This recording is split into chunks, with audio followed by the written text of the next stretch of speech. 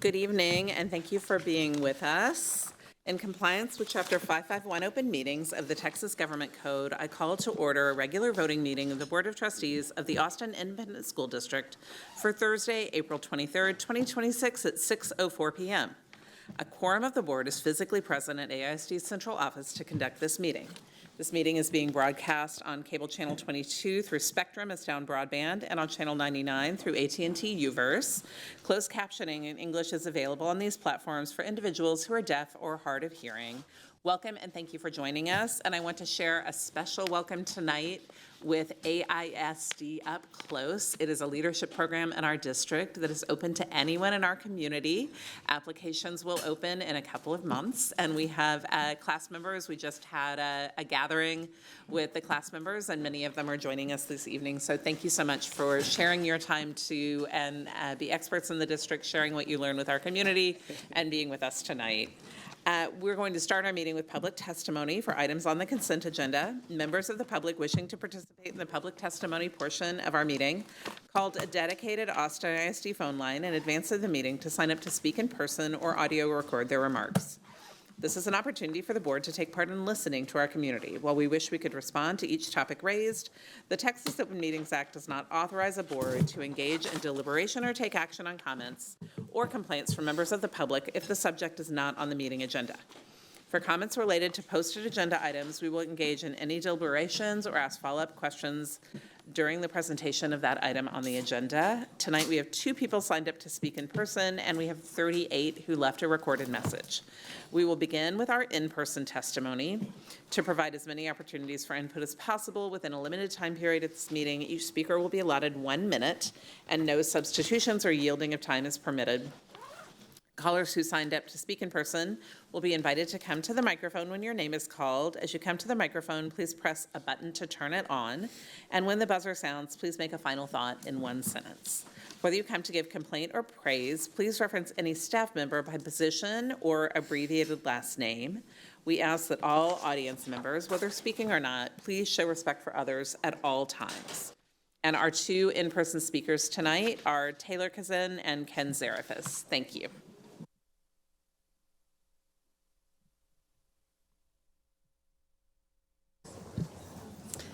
Good evening, trustees. My name is Taylor Carricker-Cavan. I'm a 6th grade science teacher at Dobie Middle School and a proud member of Education Austin. Item 8.1, the Head Start change of scope, isn't just an administrative adjustment. It's all in the same ecosystem as the RIFs and campus budget cuts we're seeing in our district. We can't separate these decisions from the broader reality. State and federal disinvestment in public education and families. This is forcing local systems to impossible choices. These choices land hardest on our most vulnerable students and neighborhoods. I was a Head Start baby. My mom was in the military, single parent, and that program was part of the foundation that gave me stability, care, and access to opportunity early in life. When we shrink public services, we're not just adjusting scope, we're narrowing pathways for children who need it the most. At the same time, campuses are being asked to do more with less. This breaks down public trust and breaks systems. We should be strengthening these programs, not managing their decline. Our Head Start kids turn into our Title I kids, which are the most likely to be labeled failing by the state. It's all connected and our communities know it. Thank you.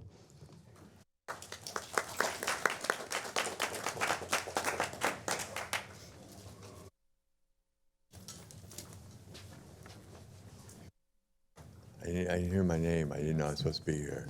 Oh, Yes. Okay, so it's my turn. Okay. Our second speaker is Ken Zarifas. Oh, there it is. Thank All you. right, perfect. Thank you. Head Start is a great program, and you should continue with it. What you should also continue with is keeping on with to protect campus-based support staff, like librarians, like continued interventionists, like supporting special ed. And supporting teachers' assistants. It's important that we continue to support them. It's important that we continue to support and maintain stipends for bilingual and for special ed. It's important that we continue doing that, supporting the campuses and the groups that need so much help. And lastly, it's important that we keep in 6 out of 8.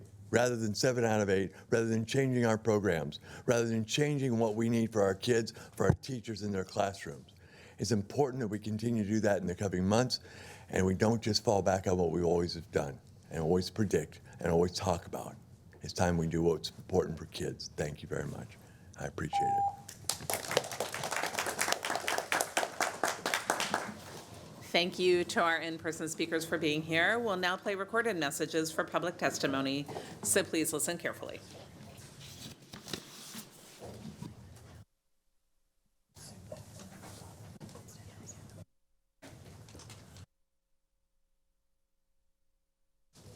Hi, trustees. This is Lisa Flores. I'm asking you to pull GF local from the consent agenda and vote no today because the revised draft still leaves the core problems unaddressed and functions as a Trojan horse. Yes, the new language says the complainant may supplement the record, but only once, right? After level 1, while still banning new documents later unless the district claims it didn't know they existed. At your last meeting, it was said out loud. This structure is intended as a model for changing FNG and controlling the grievances your own constituents can bring you. That should alarm every trustee and every community member. Public school systems are messy and inefficient by nature. Using quote efficiency as a justification to narrow access and concentrate control is a solution in search of a problem. If grievances are truly down and the system is more responsive, that is not a reason to tighten the door. It's a reason to protect the few level 3 cases that remain. Please pull this item and send it back until parents can supplement the record at every level, timelines reflect real records delays, and decision-making is truly independent and transparent. This policy is extremely problematic, and you should want to know about systematic issues that are not always solved by campuses, but exacerbated. Thank you so much. Calling on GF changes in budget, including taco trucks. GF changes, you all are like a bad boyfriend. You tell us everything we want to hear, but your actions don't match. You talk about values like equity, access, and supporting students, and then do the opposite when it comes to actual decisions. The board is elected to align actions with those priorities. This is one of those moments. Taco trucks, we don't have taco truck money. You're closing schools for $500,000 to $1 million in projected savings without factoring cost of closures and approving discretionary spending for taco truck delivery on the consent agenda. That is a choice. Every dollar takes away from students. Millions more for bond PR. Please be so for real right now. After the last 2 bonds, we've seen schools closed, hundreds of millions spent on campuses now slated for closure or so-called consolidation, and a shortfall in bond funds. It's not enough to say it's a different bucket. Both pockets are poor. We don't have bond PR money. I know that the district says we're just doing what we have to do, but decisions have consequences, and AISD is lacking creativity and innovation. Current path isn't working. Enrollment and financial trends reflect that. It's easy to point to external factors like the state or immigration. That's only part of the problem. The rest comes down to local decisions. This is Sharon Vane, the parent of 2 AISD graduates, speaking on agenda item 13.3. After listening to the discourse at the last 2 meetings at which this item was discussed, I remain concerned about the wording of these changes and their potential chilling effect on the complaints process. Whatever changes are made to this policy will pave the way for changes to the grievance process for parents.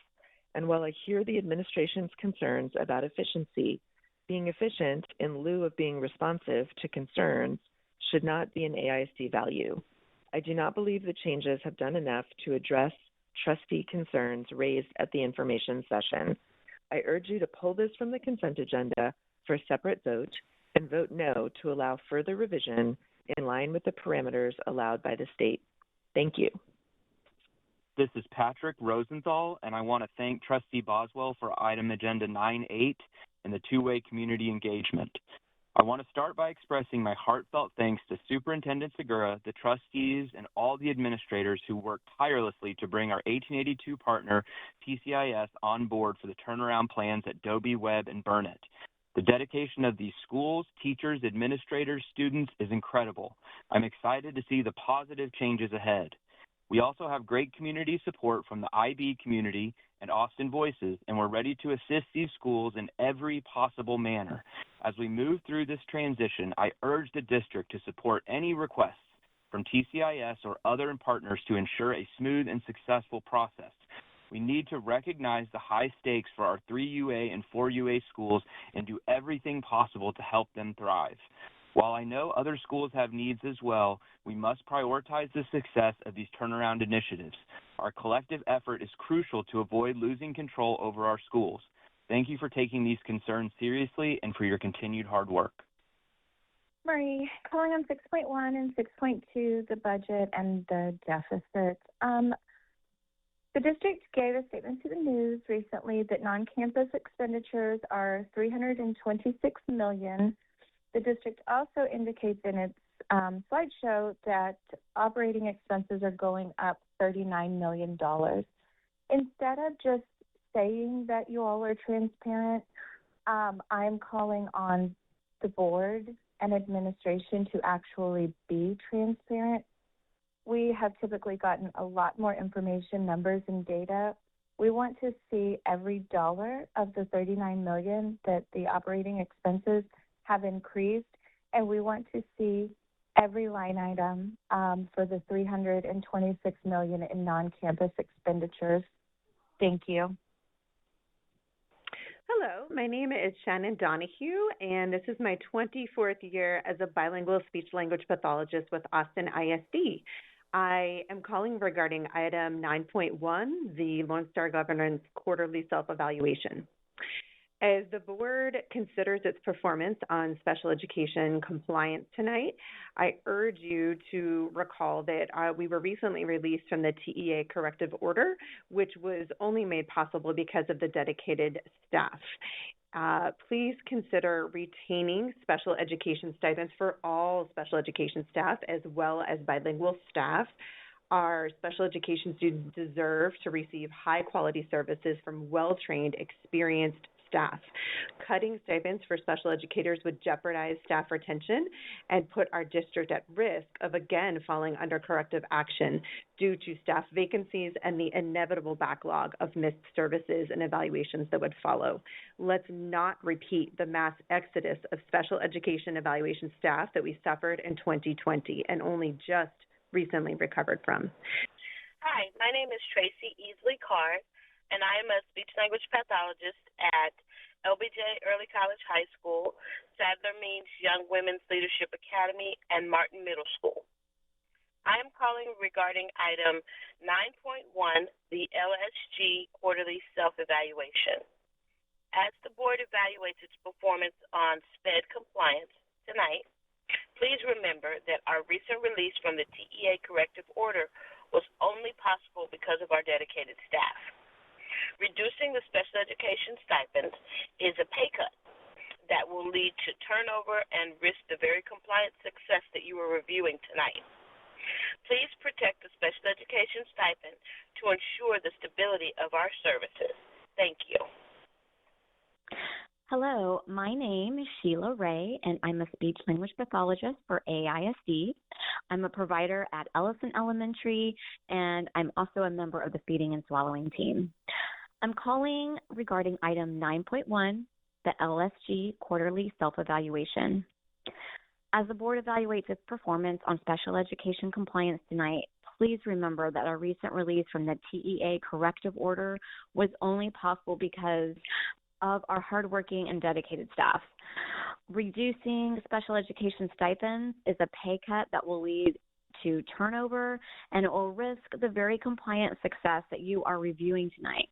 Please protect the special education stipend to ensure the continuity and stability of our services. Thank you. Hi there, my name is Zeb White. I'm a speech-language pathologist at Doss Elementary and a district resident. I'm calling regarding item 9.1, the LSG Quarterly Self-Evaluation. I'm really proud of all the work we've done as a special education team to support our students this year. This board is voting tonight to evaluate its own progress, and our recent release from the TEA corrective order is a major part of that success. However, that success was only possible because our SPED teams worked tirelessly to rebuild trust and eliminate backlogs for the district. Our compliance and student outcomes, the metrics you are grading yourselves on tonight, are built entirely on staff retention. Reducing our stipends in the upcoming budget is a pay cut that will drive experienced providers out of AISD. We cannot maintain meeting or mastering status on this LSG evaluation if we lose this institutional knowledge of our staff. Please protect the special education stipend to ensure the stability of the outcomes you are reviewing tonight. Thank you. My name is Kelly Keenan, and I'm a special education dyslexia interventionist teacher at Doss Elementary School. I'm calling about item 9.1, the LSG Quarterly Self-Evaluation. As the board evaluates its performance on SPED compliance tonight, please remember that our recent release from the TEA corrective order was only possible because of our dedicated special education staff. Please, reducing SPED stipends is a pay cut, and it's going to lead to turnover and then even risk the very compliance success you're going to be reviewing tonight. Please, please protect the special education stipend to ensure the stability of our services and to our students. Thank you. Hello, my name is Ann Jefferson, and I work at Highland Park Elementary as an educational diagnostician. I'm calling regarding item 9.1, the LSG quarterly self-evaluation. As you evaluate your SPED compliance tonight, please remember that our recently released from the TEA corrective action was specifically possible because of our dedicated staff. And if you reduce the SPED stipends, that will lead to turnover and you will risk that compliance success that you're reviewing tonight. Please protect the special education stipend to ensure the stability of our services. Thank you. Hello, my name is Mary Howe. I am a speech language pathologist at Joslyn and Dawson Elementary School. I'm calling regarding item 9.1, the Lone Star Governance Quarterly Self-Evaluation. And as the board evaluates its performance on SPED compliance tonight, I hope that you will consider what has happened with our recent release from the TEA corrective order, and that this release was made possible by the special education staff who worked extremely hard and often donating their own time and really considerable efforts, and that reducing SPED stipends is a reduction of income to these people, which will lead to turnover, probably more than one might anticipate, and the risk of becoming out of compliance again. I hope that you will protect the special education stipends so that we can maintain the stability.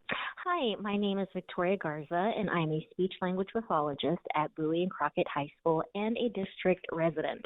I'm calling regarding item 9.1, the LSG quarterly self-evaluation. I'm proud of the work we've done as the special education team to support our students. This board is voting tonight to evaluate its own progress, and our recent release from the TEA corrective order is a major part of that success. However, that success was only possible because our SPED teams worked tirelessly to rebuild trust and eliminate backlogs. Our compliance and student outcomes, the metrics you are grading yourselves on tonight, are built entirely on staff retention. Reducing our stipends in the upcoming budget is a pay cut that will drive experienced providers out of AISD. We cannot maintain meeting or mastering status on this LSG evaluation if we lose the institutional knowledge of our staff. Please protect the special education stipend to ensure the stability of the outcomes you are reviewing tonight. Thank you so much for your time. Good morning. My name is Haley Forrest, and I'm a speech therapist with Austin ISD, working in the special education department. I work at several different elementary schools, and I was calling regarding the self-compliance or the self-evaluation for special education compliance. And thinking about how Austin ISD was recently released from the TEA corrective order, which was really only possible because of special education staff working countless hours on IEPs, evaluations, delivering services, writing progress reports, making sure everything was in compliance. And because of that, we were able to get out of the TEA corrective order. So I wanted to advocate for maintaining the special education stipend in next year's budget. Reducing the SPED stipend is a pay cut that will lead to a lot of turnover and risk less staff at Austin ISD to maintain compliance with really important special education measures and ensuring students are making growth and receiving the services that they need. So I wanted to advocate for ensuring the special education stipend is maintained and not reduced or cut at all for next year. Thank you. Good afternoon. My name is Alejandro Calderaro, and I'm going to say this message in Spanish. Les pido que retiren GF local de la agenda de consentimiento y voten en contra de este cambio. 15 días no son suficientes para las familias de inmigrantes que no hablan inglés, que no conocen el proceso de queja, y para muchos entender solamente qué pasó, encontrar a alguien que les explique y saber que existe un formulario oficial tarda más de 2 semanas. 15 días no son suficientes para esto. Además, todos los documentos y formularios están en inglés. Para una madre o un padre que llega al país Aprender el idioma, leer, entender, escribir, una queja formal en 15 días, casi son las más vulnerables del distrito. Por eso les pido que voten no. No solo les agradecería, sino les pido que voten no. Si quieren transparencia y eficacia, esta no es la manera. Solamente 8 casos hubo en la comunidad. This is an interpretation into English of the Spanish portion of Alejandro Calderaro's message. I ask you to remove GF local from the consent agenda and to vote against this change. 15 days are not enough for immigrant families that don't speak English, that don't know the complaint process. And for many, just understanding what happened, finding someone who can explain it to them, and knowing that there is an official form, it takes more than 2 weeks. 15 days are not enough for this. Also, all the documents and forms are in English. For a mother or a father who just arrived in the country, learning the language, reading, comprehending, writing a formal complaint in 15 days, very vulnerable to the district. For that reason, I ask you to vote no. It is not just that I would be thankful, but I am requesting that you vote no. If you want transparency and efficiency, this is not the way. There were only 8 cases in the community. Trustees, my name is Mark. I'm asking you to hear this as a parent, not just a speaker of AISD student. My family went through the AISD grievance process, and it involved serious allegations of discrimination and even potentially criminal behavior. This district had that information for 7 months and did nothing. The only reason anything changed is because we pushed all the way to level 3 so you could see it. That experience changed how I view the system. It showed me that without board oversight, families like mine can be ignored. So when I hear that you're considering changes that will make it harder for grievances to reach you, I am deeply concerned. Because for us, you were the only reason there was accountability. Please do not make it harder for families to be heard.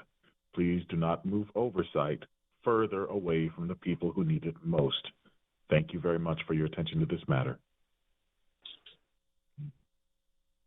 Good morning. My name is Alejandro Calderaro, and the following message is about the approval for the contracts for the taco trucks.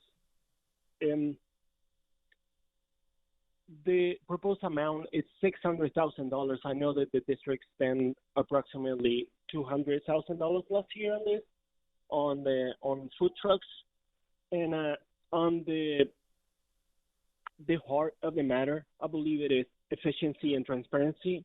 And while we're closing schools and we're pushing everybody out of their own community and a safe place for the kids to go to school, we're discussing an increase of $400,000 for food.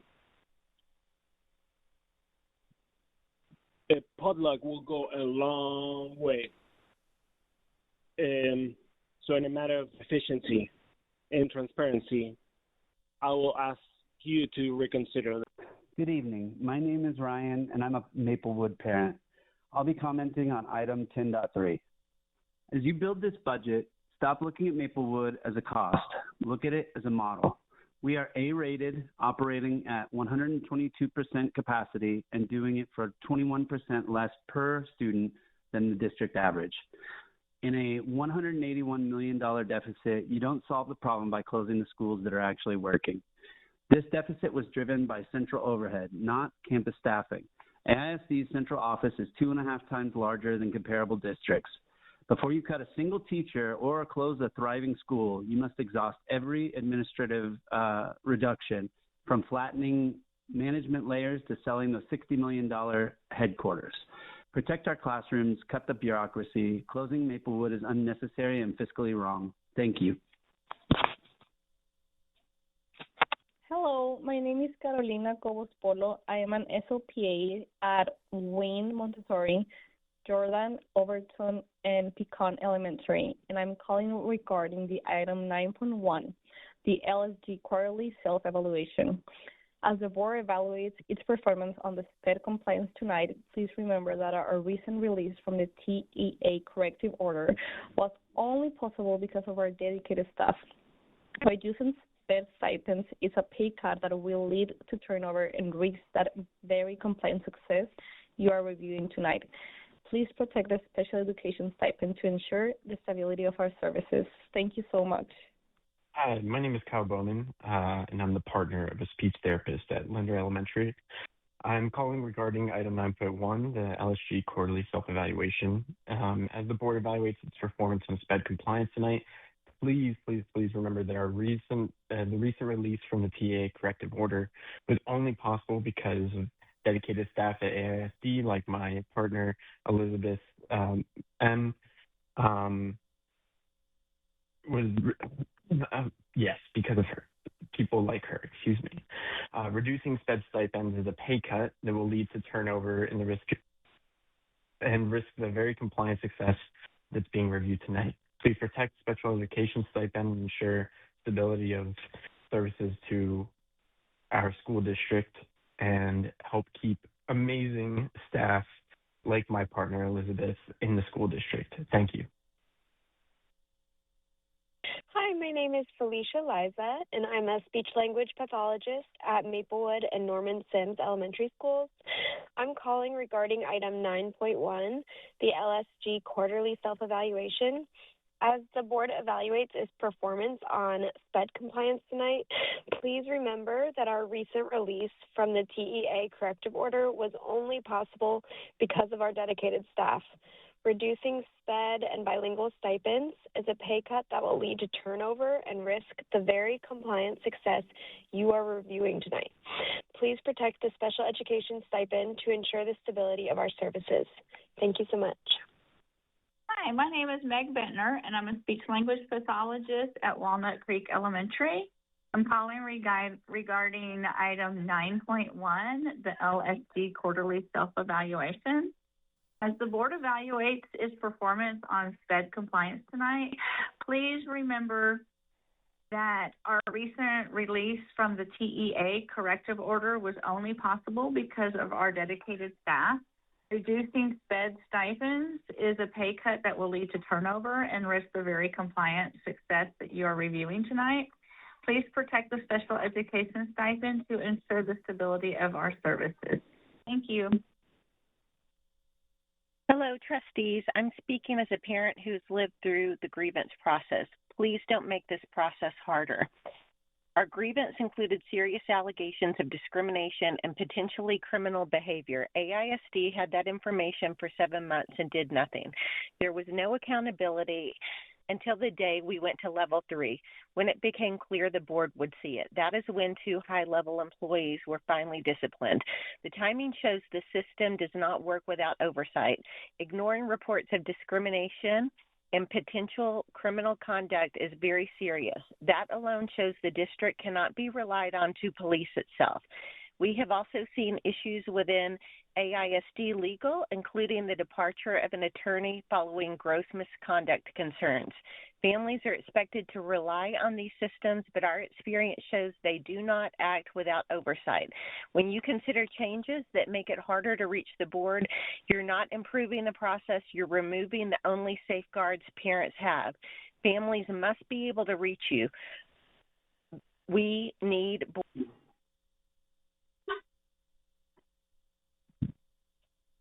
Hello, trustees. My name is Massimo. I am a former student of AISD. I feel the changes to GF Local do not respect community members to be able to have their grievances heard. Please vote no. Thank you. Hello, my name is Samantha Spencer. I'm a speech language pathologist at Mendez Middle School and Bedichek Middle School. I'm calling regarding item 9.1, the LSG quarterly self-evaluation. As the board evaluates its performance on SPED compliance, please remember that our recent release from the TEA corrective order was only possible because of our dedicated staff. Reducing the SPED stipends is a pay cut that will lead to turnover and risk the very compliance success you are reviewing tonight. Please protect the special education stipend to ensure the stability of our services. Thank you. Hello, I am an Austin ISD SPED employee. and resident and taxpayer and parent of a future Austin ISD student. And I'm calling regarding item 9.1 regarding the board's report card on SPED compliance. Our recent release from the TEA corrective order was only possible because SPED staff worked diligently. Cutting SPED pay now via stipend reductions is a blow to morale that will drive away the specialized experts our district absolutely relies on. We cannot afford to lose experienced SPED personnel providers. Please prioritize staff stability and student access by protecting the SPED stipend. Thank you. Hello, I'm Ivana Alfaro, an AISD bilingual SLP and resident. I'm calling regarding item 9.1, the LSG quarterly self-evaluation. While our recent release from TEA oversight is a milestone to be proud of, we must recognize that these positive outcomes are built on the backs of our dedicated staff. Our special education team has worked tirelessly to rebuild trust and eliminate backlogs. The mastering status you are reviewing tonight is at risk if the proposed budget cuts our stipends. If you reduce our stipends, you lose the staff necessary to meet these standards. Please protect the special education and bilingual stipends to ensure we don't backslide on the progress we fought so hard to make. Thank you. Hi, my name is Dana Schumann-Royce. I'm a school psychologist at Murkison Middle School and Ridgetop Elementary. I'm calling regarding item 9.1, the LSG quarterly self-evaluation. As the board evaluates its performance on SPED compliance tonight, please remember that our recent release from the TEA corrective order was only possible because of our dedicated staff. Reducing SPED stipends is a pay cut that will lead to turnover and risk the very compliance success you are reviewing tonight. Please protect the special education stipend to ensure the stability of our services. Thank you so much. Bye-bye. Hi, my name is Nicole. I'm a kindergarten parent at Maplewood Elementary, speaking for item 10.3.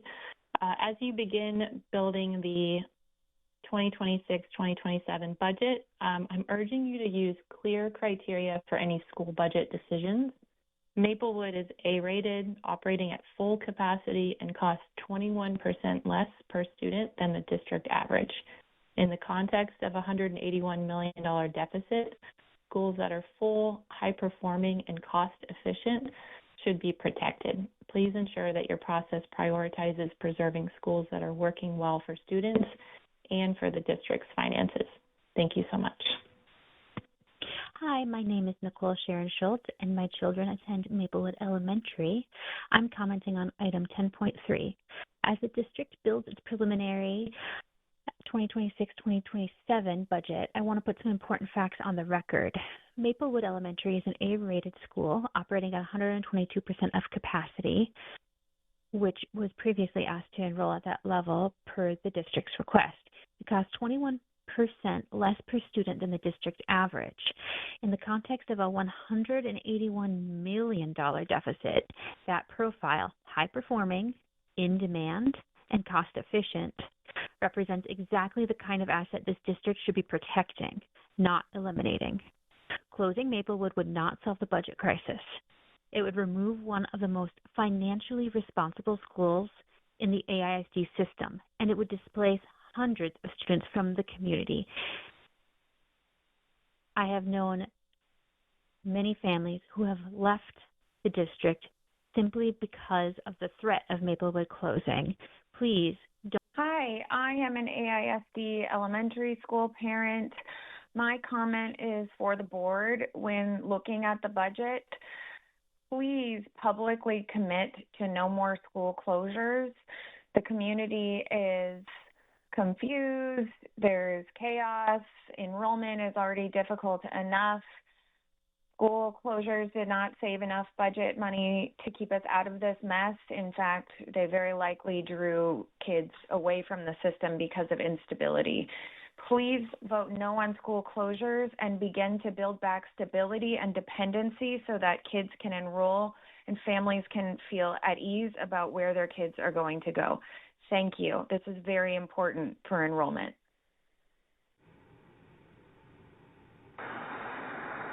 Hi, my name is Kai. No. Oh, no. Pass. Okay.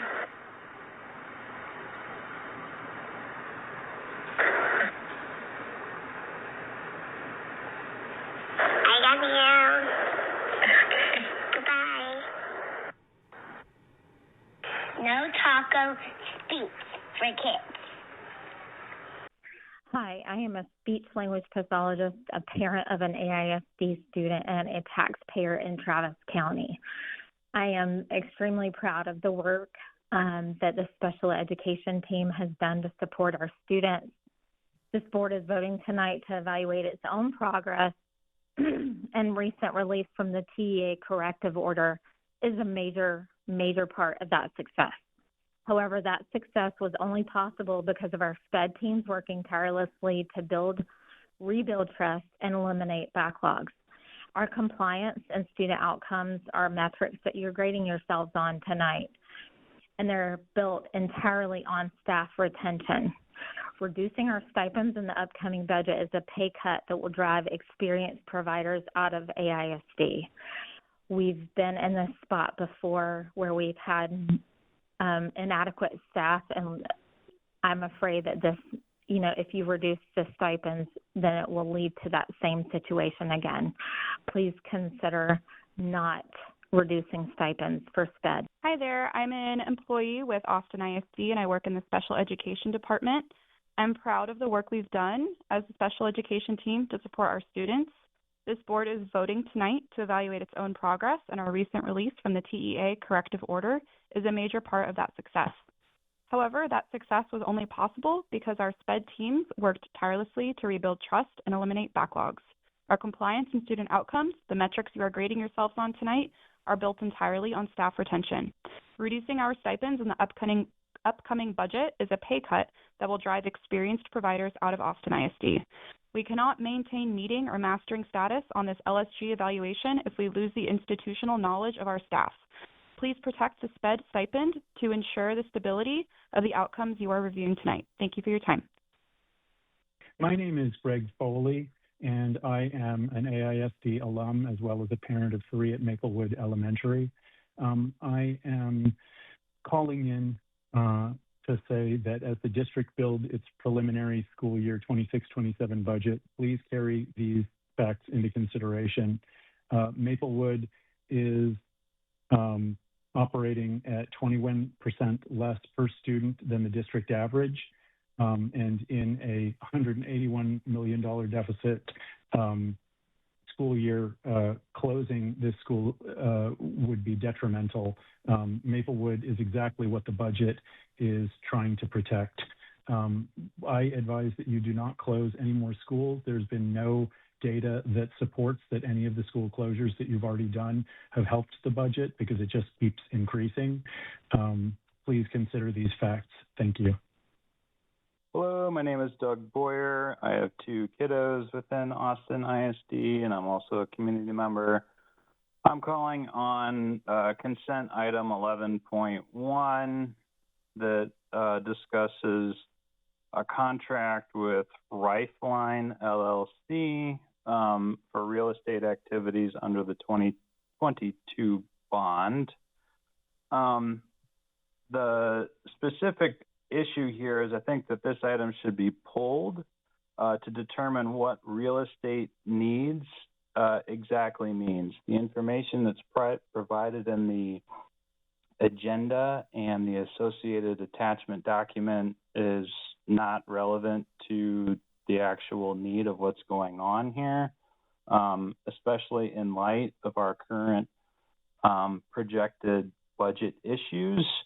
Specific details need to be provided about the exact real estate need that the district is going to use this additional. Hi, my name is Elizabeth Chennel. I'm a Maplewood parent speaking to item 10.3. The budget conversations are hard. I know there's no easy answers with this large of a gap to close, but closing schools like Maplewood, which are 21% cheaper per student than the district average. A-rated at full overcapacity is just not the place to start. This school is an asset, not a liability as you make these decisions. So whatever framework guides your decisions, I hope it rewards the efficiency of a school like this. Please protect this school and the community that surrounds it. Thank you. Trustees, thank you for your service. Please consider cutting the growing non-campus expenditures and save our schools and our children's education and lives. Please save the budget for our teachers and very important children's instructional stipends. The non-campus expenditures are multiples higher per student than they have ever been. Please cut non-campus expenditures and support our teachers and children. Please keep the grievance process as is. Please consider the permanent impact on the heart and soul of Austin and our children and the short-sighted small impact on the budget from not saving our schools. Huge increase in the deficit for loss of enrollment and funding from school closures, and please consider saving these priceless public education properties full of heritage oaks, history, and the backbone of our communities and neighborhoods. Thank you to all of our speakers and our callers. That was the last public comment, public testimony recording. As a reminder, please feel free to share any additional comments or questions with the board by email at trustees@austinisd.org. And trustees, if you have any questions or comments regarding non-agenda topics raised in public comment, we can share them now, but in doing so, please note that the district is limited to providing basic factual information in response to questions or needed clarification, identifying existing AISD policies and resources for reference, or noting a topic for follow-up or inclusion on a future meeting agenda. Trustee Hunter. Thank you. I want to follow up on a public comment regarding Maplewood Elementary. I am requesting that the superintendent bring forward a decision on the Maplewood-Briker Woods boundary changes sooner rather than later. The continued delayed is leaving multiple communities in limbo, creating uncertainty for families and making it difficult for campuses to plan effectively.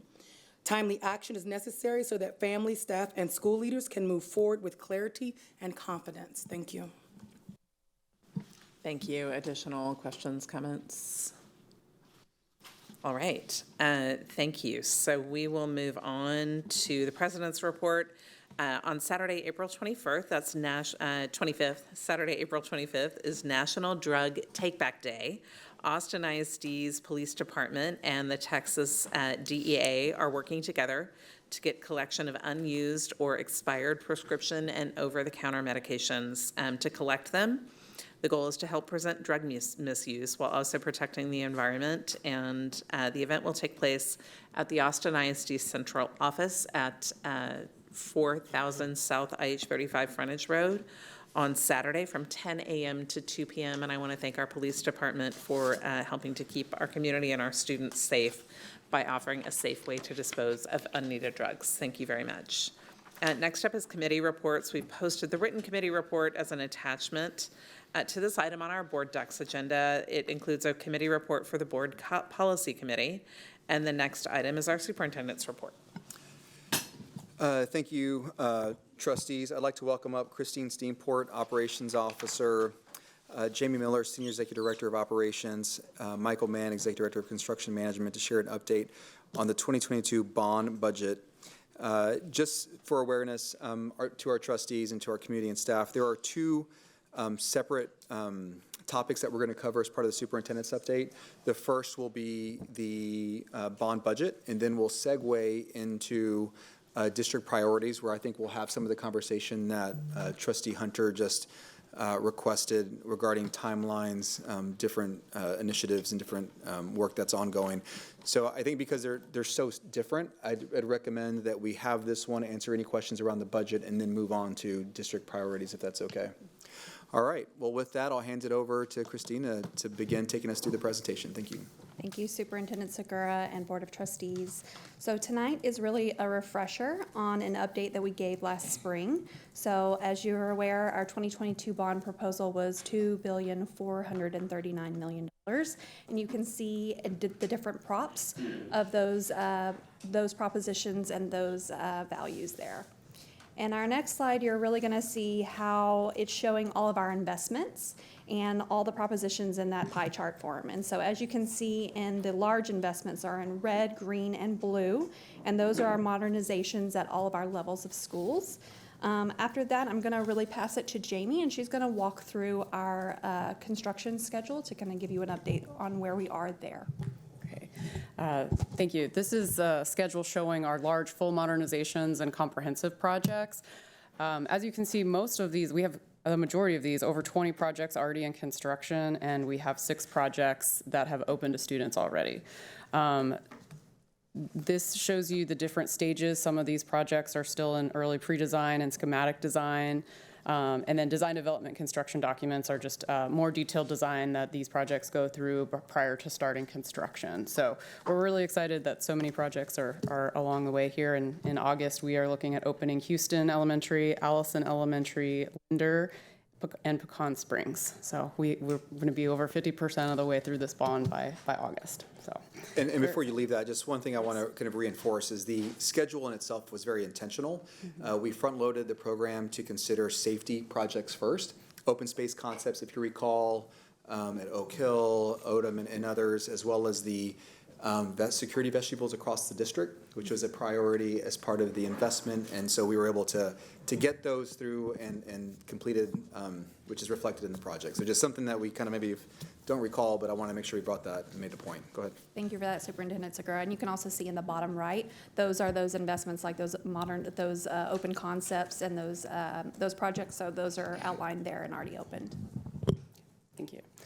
In the next slide here, as a Venn diagram we've shown before, it really shows all of the challenges that pull against each other in delivering this bond. I won't go through all of them, but the volume of projects alone cause a lot of our challenges for schedule and cost. But we are always tracking not just local factors, but we have regional, national, and international factors. And so throughout this whole bond, all of this has manifested itself in different ways, affecting schedule and most importantly, cost. And so as of late, we've seen effects of war and oil prices that's starting to add to cost and uncertainty, as well as work labor risks. Some of these have just been risks that we're tracking. We haven't seen implications yet, but they're all things that we track as part of this bond program. So, but as I mentioned, influence on cost is the biggest thing that we see. And market escalation is by far one of the biggest. And it's not something we don't plan for. So really what this slide is showing is that we planned for a very healthy amount of escalation when we were planning this bond. We planned for 8% escalation in the market annually. Historically, we've seen 4 to 5% annually, and that's what we've seen in past bonds, and it's what's more industry standard. So while we thought we planned for above and beyond what we would have anticipated, we've actually seen 10 to 15% annually here, which is very unprecedented. So just to kind of put numbers to that, in late 2017, the last project, General Marshall Middle School, opened in August of 2023 at $350 a square foot.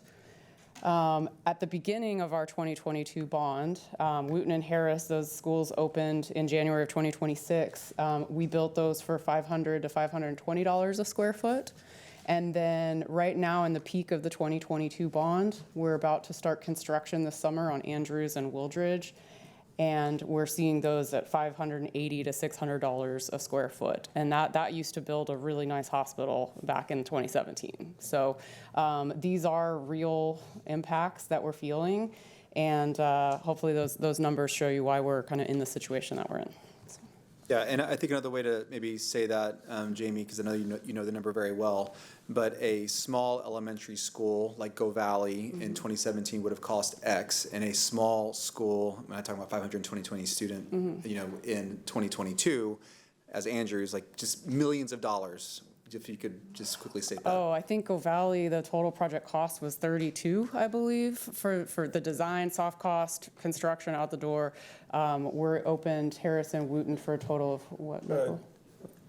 Total project costs are coming up near $60 million now. So more than double, almost, near double. Yeah. And I think that's just important. Like, just think about that. You're roughly even at double with that 10, 15% year over year from 2017 to 2024, 25 as we improve. So thank you. Thank you.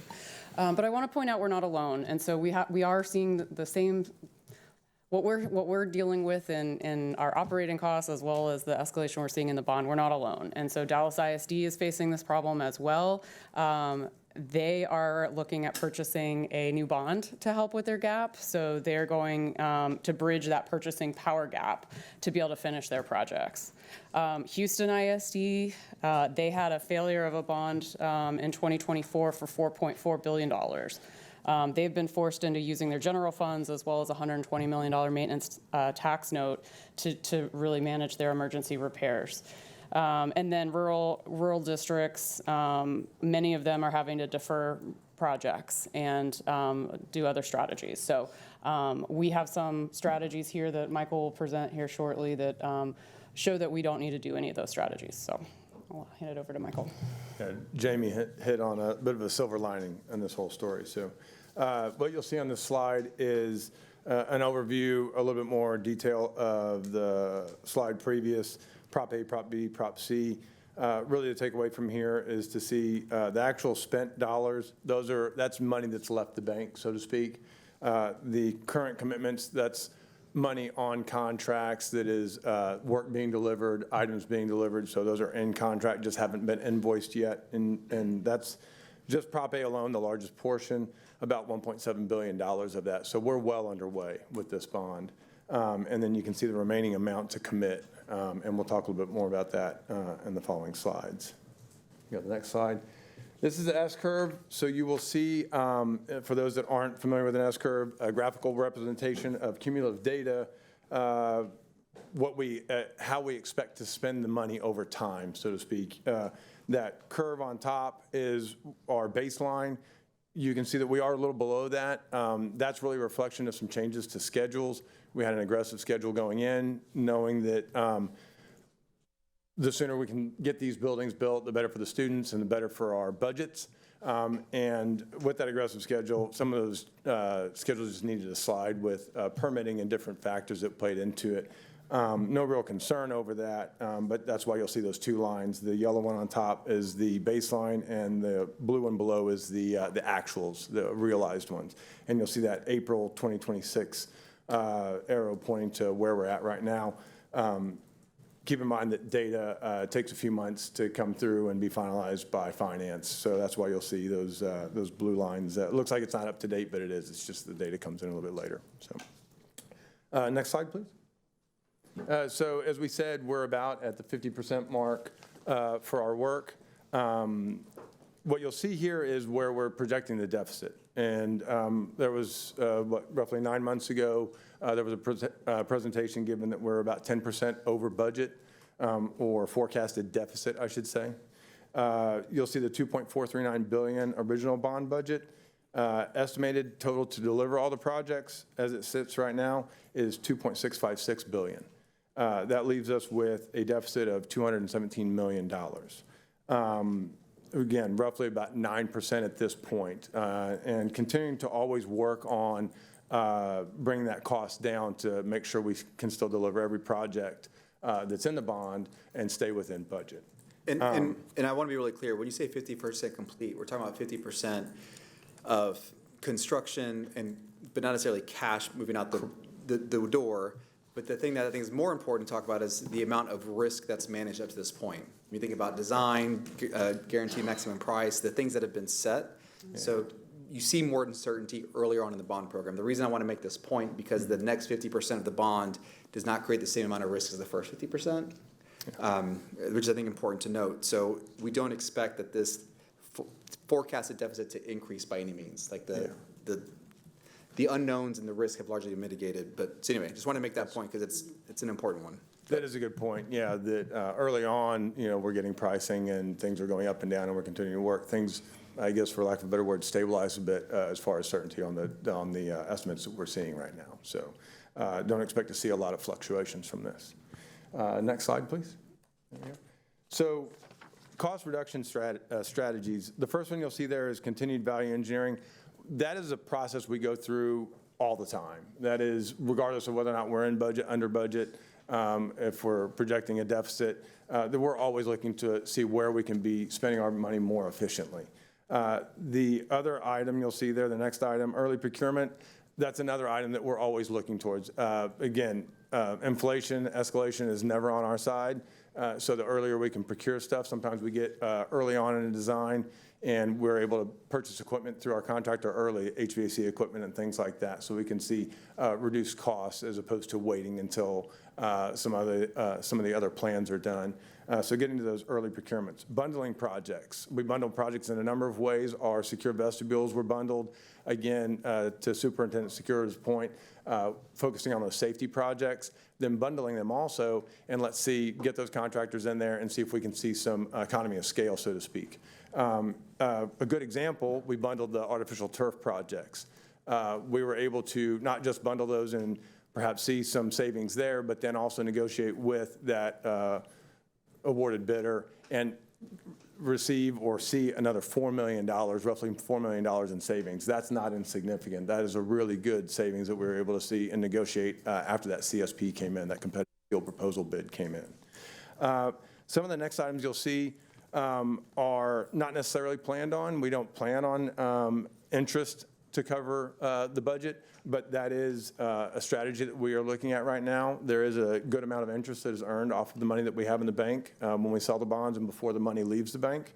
And then, yes, repurposing the funds from consolidated campuses. Unfortunate there that we're having consolidated campuses, but then looking at that and saying, okay, now what does that do to the budget? And we'll look at that in a little bit more detail in the next few slides. Or in the next slide, I should say.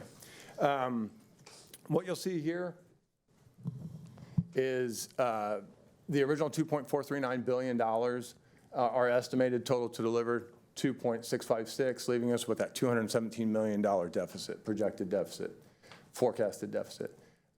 Interest earned to date on Prop A alone, and that's where the majority of this work is, and so we're focusing on that, $110 million in Prop A interest. The impact, so that's real money that we have, real extra money, so to speak, that we have to cover the deficit.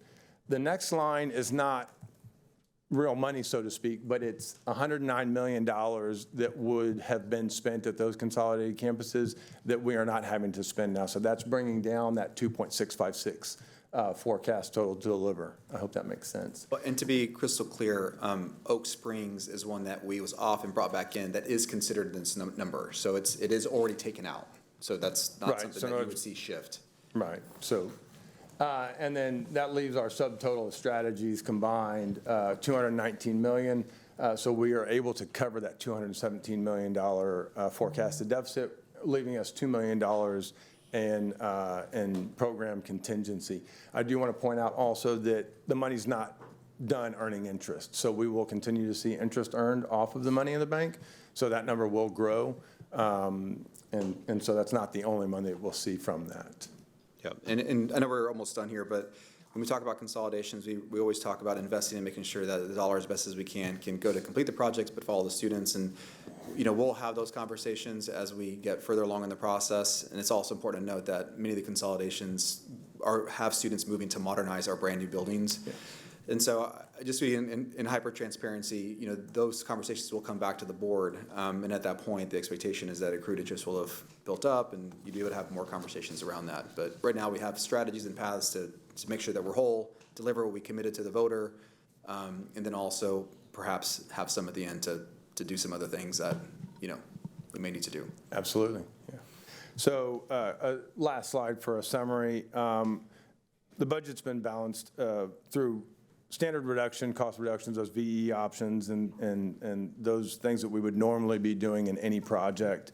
The reduction in estimated total to deliver due to consolidations, and then the use of the interest earned to get us back into budget. It fortunately prevents the need for having to go out for another bond or for canceling any projects. We do not see a need to do either one of those things at this time. All right, thank you all. And we'll answer any questions regarding the bond-specific budget work. Thank you. Any questions about this? So I have a small question, but first I just really want to point out what an amazing job this team has done with the challenges of inflation. I mean, we have all this coming at you, and you've found ways to invest. It's like no stone has been left unturned to make this as efficient as possible, to make sure every dollar is earning interest so that we can complete these projects. And it just really shows, I think, how highly competent Superintendent Segura and his staff is at managing this, and how when you, even in the face of a large challenge that we can't control, like inflation, costs, everything going on, when we're not being kneecapped by the state, like with our general budget, that we can problem solve here. So I just want to really thank y'all for being so thorough and pointing out everything that you've done. And so in talking about the scope of projects, Hill Elementary in my district, is it possible that, because it looks like there is going to have to be an additional, instead of finishing phase 2 and 3, is it possible that with this current bond, the district will be able to go beyond what was phase 2 only? Mm-hmm.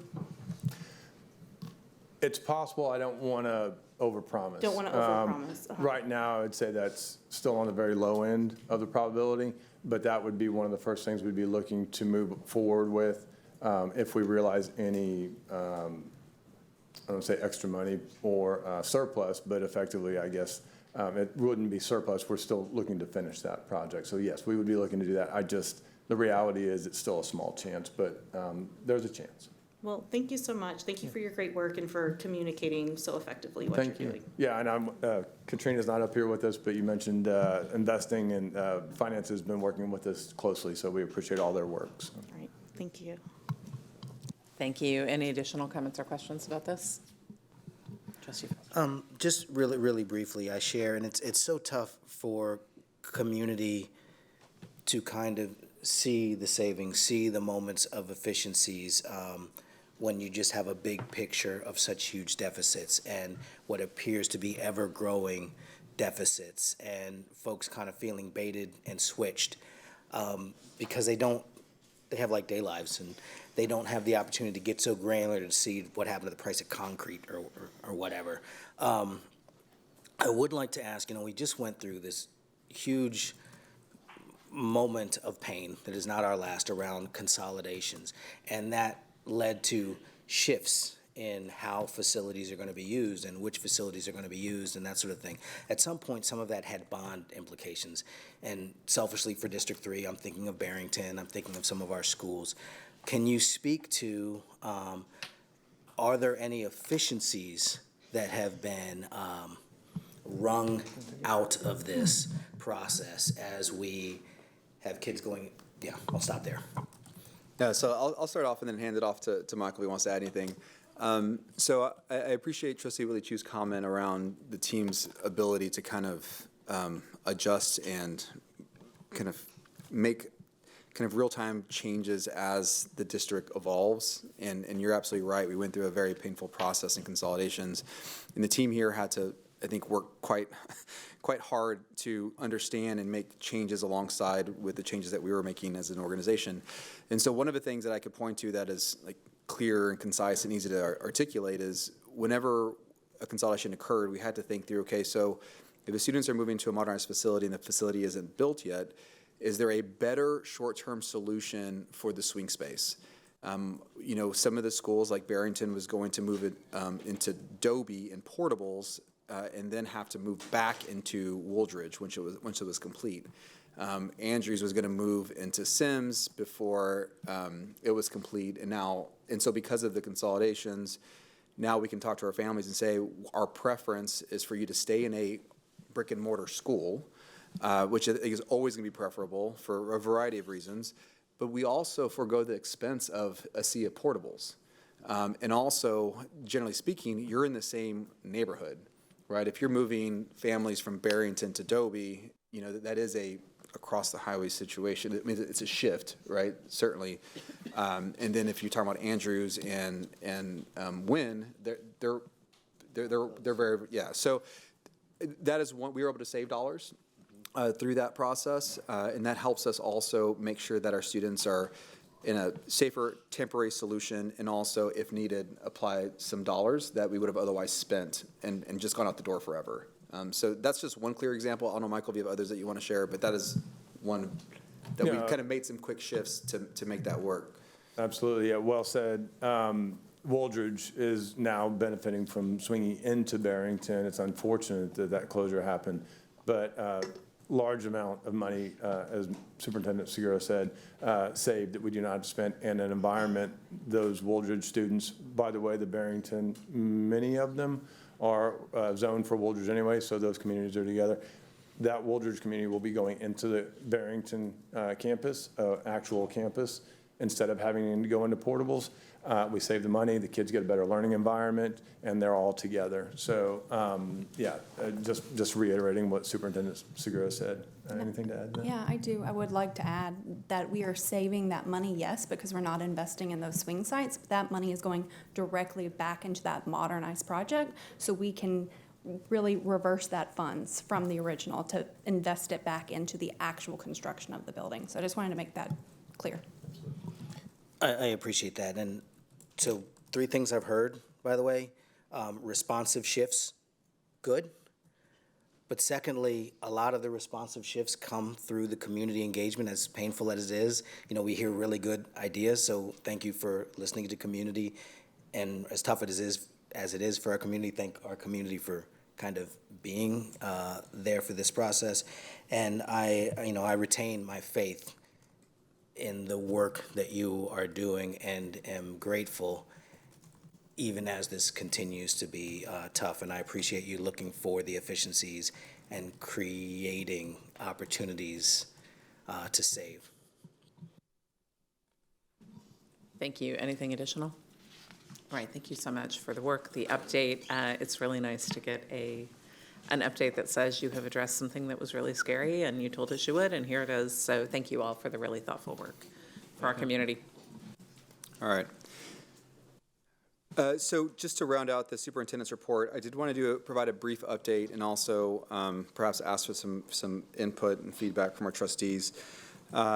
As we've talked about now for a couple months, we are in the process and very far along in the process of finalizing our district priorities. Again, these are priorities that have been clearly communicated to myself as a superintendent. These are things that are known to Austin ISD and been areas of work, but really just wanting to communicate to everybody kind of where the effort is in our system. And so just to remind everyone, accountability, the accountability risk, the need to make sure that all of our students are achieving academic outcomes continue to improve. That is a focus of ours. Enrollment, it's an area where we need to invest. We know that we have something very, very special in Austin ISD. We make it, obscenely easy for families to enroll. We also need to make sure that we keep those families in Austin ISD and then identify those who have left and understand why they left and perhaps, engage them to consider coming back. So this is an effort, right? I mean, to get to where we want to be, this is going to require resources, a thoughtful plan, and that's what we're talking about. Academic vision and framework, I think a long time coming. Given the work we've taken on the last couple of years, it's been difficult to create the space, but we're now able to do it, largely led by Dr. Maxwell. Special education, priority 1A, as I started my time here in Austin ISD, we do not want to lose sight of the work that we've done. A lot of our callers, SLPs, diagnosticians, LSSPs, they're right. I mean, there's a lot of work that's been done. We do not want to go backwards. And then beneath the line, the reason I call it system is because there's lots that's happening. You just heard our team here talk about the bond and the sheer amount of work that's occurring, but it's not often known to everyone else. But it is creating a stress in the system. So budget is what we're currently going through. There's a lot happening within our organization to make sure that we get to a place where we have a responsive budget, one that acknowledges the funds that we have available, and also does so that doesn't create risk for Austin ISD. Transition plans. We talked about consolidations, but I absolutely have to make sure that our families and our students have a successful launch to the 26-27 school year. We do it in a thoughtful way. We bring communities together. This takes time. It takes thoughtful planning, and it takes resources, and that is happening right now. There are countless meetings occurring every single week, and our principals and staff are working very, very hard. I just do not want to lose sight of how big this effort is. And then strategic communications, it's always important to note that an area of an opportunity for improvement, and so that's more of a structural change and kind of progress and work along that arena, but I want to make sure that we're clear about where I am focused, where we are focused as we move forward. As I've shared before in a work session, the plans have been, some of them are very far along in the development process. Some of them still require some more input from myself. We're refining them. Some of them have been published, and we'll continue to publish others as they become available, and then along the way getting feedback from trustees. As we move to the next slide, you can see some of the plans that have already come. Some of them you've known about, so there's no need to reproduce them, like the bond program we just talked about. There's plenty of detail in there. It's all about execution. But the enrollment and recruitment plan is something certainly that is newer, and the special education strategic plan as it evolves, right? So we had the two-grade order, we had the strategic plan that was approved in the spring of 2024.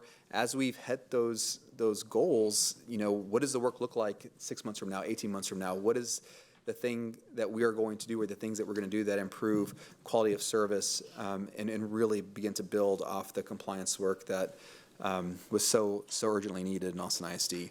And then you can see here the transition guidebook, just another example. So these are real live documents. These are robust documents. They include timelines. They include tasks. They include levels of effort, roles and responsibilities. And so this guides much of our work. Again, we'll continue to provide updates to our board will provide feedback to us, and make these available as we move forward. But just wanted to make sure everybody understood kind of the work that's occurring right now in the background as we prepare for a future update here in the near future. So what this is going to look like is you're going to see a compiling of milestones. And the reason this is important is because I want to make sure our families and staff and community understand that though it may seem like a quiet time, that there's ever a quiet time in our school system, but summer is a very, very busy time. There's so much work happening, or as we launch the school year, or perhaps it's during the budgeting process. Who is working? Where is the level of effort in our system, so that we don't just add things? I want to be really thoughtful. Like, the focus needs to remain the focus, and if everybody understands what we're collectively taking on, then we'll be more thoughtful about what we agree to add. And as always, a commitment, as we move to the next slide, from me to share with our trustees and to share with our community, how are we going to track progress? Certainly we have goals, and goals are important, and we're going to measure our work against those goals.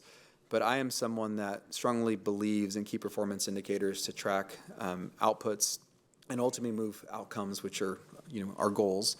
And so what you're going to see as this work progresses are sets of KPIs tied to each work effort or project plan. These are some examples of ones that we've maintained in the district. I know our trustees have heard me say this, and certainly our staff. We carry lots of them. The first one on the bottom on the left is one that y'all have seen recently. It's going to continue to evolve as we talk about Constraint Progress Measure 3.1. But it just gives you an example of the way that we're looking at the data, so that we can ensure that the work that we're agreeing to do progresses. And then one that most people don't see are senior leadership KPIs that I carry across all the divisions, right? So I want to understand, with the data we have, how are we moving the outputs, and then how do I make informed decisions based on any variances between groups of schools, perhaps it's student populations, whatever it might be. So this is kind of a background. There's a lot in here, but my hope is that these get distilled down to those key performance indicators that tie back to the project plans, so that our board, our community, and our staff know that if we do the work that we have agreed to do, we will meet our goals, and the demonstration of us moving towards those goals are these key performance indicators moving. So you'll see that come about. So the way that's going to be is you're going to have the project plan, you're going to have your milestone schedule, and you have your KPIs for each one of these efforts. And so before I close out the presentation, as we go to the next slide, I do want to kind of touch on something that has come up, and I think it's important that we have a conversation around it, or at least a dialogue. And this is in regards to consolidations. We are now at a point where we have taken on a tremendous amount over the last many, many months. If you think about even just going back to 23, it's been one huge thing after another. And so as we think through where we are as an organization, the priority being accountability, the work that we're doing around SPED, transition plans, I am very much committed to moving forward the boundary process, but have concerns around taking on consolidations in its current form in the timeline that would bring something for 27, 28, which would be this year. It's purely a function of we've taken on a lot. Anytime you take something on like this, it is very, very difficult to do while maintaining everything else. I truly believe in kind of windows of effort and work, and when I think about what we have in front of us over the next 9 months, I have reservations around taking on that aspect of the work. I want to be very clear. I do 1,000% believe that boundaries need to progress, but the effort associated with consolidations is just very, very different, right? And so I do agree with many of the callers, and what I've heard is clarity is going to be extremely helpful, especially as we move forward. We haven't had the chance necessarily to kind of create the space to have this specific conversation, but I wanted to provide it now. Based on feedback from the trustees, we'll be able to kind of make an informed decision as we move forward, because ultimately at the end of the day, those actions do not take place unless a board vote occurs. So I just wanted to really acknowledge what we've been taking on, where we are, what is the thing that is the thing too much, and then is there a real sense to get through the work that we have in front of us? Again, boundaries, accountability, special education, budget, transition plans, bond program, enrollment, and then revisit at a future date as perhaps boundaries get revisited or in alignment with the board policy that might come forward for consideration. So I'm going to pause there.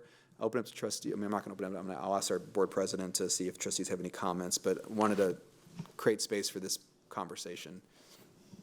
Thank you for that. I think Trustee Hunter would like to speak first. Thank you. Thank you for the presentation. District 1 is the largest district. We held before the consolidation 28 schools. Another consolidation will not serve our district. It will not serve the whole district, and it will definitely not serve District 1 well. What District 1 has been asking for and what we have needed is our boundaries so that we can look like the rest of Austin, so that we are not split up and we have kids going to 4 and 5, 6 and 7 different schools. We're looking for some of the same unity that we find in South and West and other parts of Austin. That is what District 1 is asking for. We've given. I think we're done with consolidations. Thank you. Thank you. Additional comments?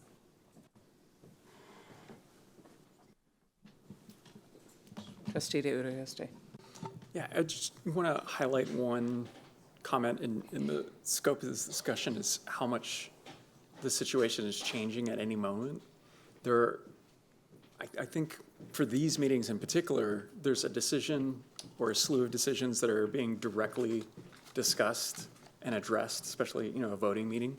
But I think, at least for my part, I want to highlight to the public how much conversation in the administration and the work that's going on consistently is contemplating these issues. And I think the nature of the communication is kind of problematic. It's just too much information to convey. I get slightly choked up on this. Just as an example, I think everyone is pretty familiar with Project 2025. It involves, in that plan, moving IDEA and Title I to block grants. I get choked up about this. In my advocacy work, this is a critical thing. We're talking about it all the time. we don't talk about that every meeting, and we don't talk about it every time we address the budget, but it's a looming issue. It's serious. And so I just want to highlight the level of conversation going on while we're looking at a specific problem for any specific vote or choice that we're making. And so I think that context is important as numbers shift, as decisions shift. Part of what's choking me up about this right now is that last year, as a brand new trustee coming into the consolidation discussions, moving into the fall, that was a lot of discussion. And I raised, why don't we close more schools than this? Not because I want to close schools, but because it provided a level of security. And now people are bringing up, are we going to close schools again?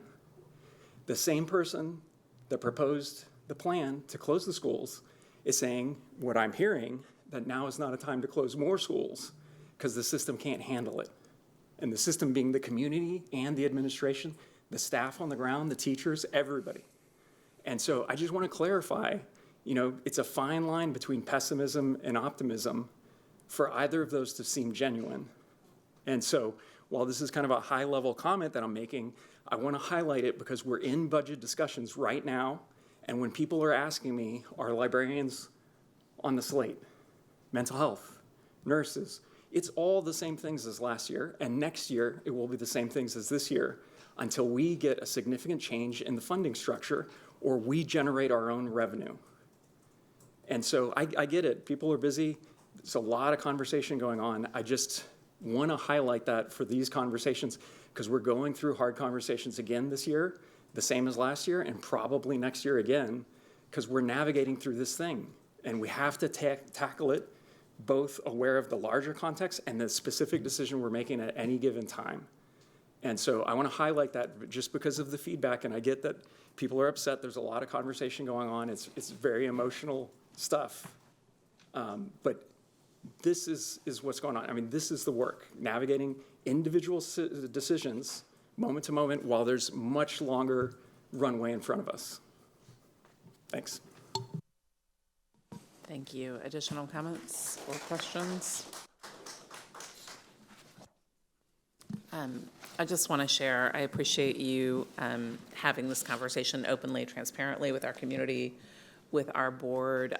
I'm getting calls from parents of incoming kindergartners who've been so excited to go to a neighborhood school and are now not sure they feel safe enrolling in that neighborhood school because they worry about the chaos. I'm getting calls from parents who are choosing to leave the district from schools that are potentially on a closure list and choosing to apply for a voucher and go to a private school. And I think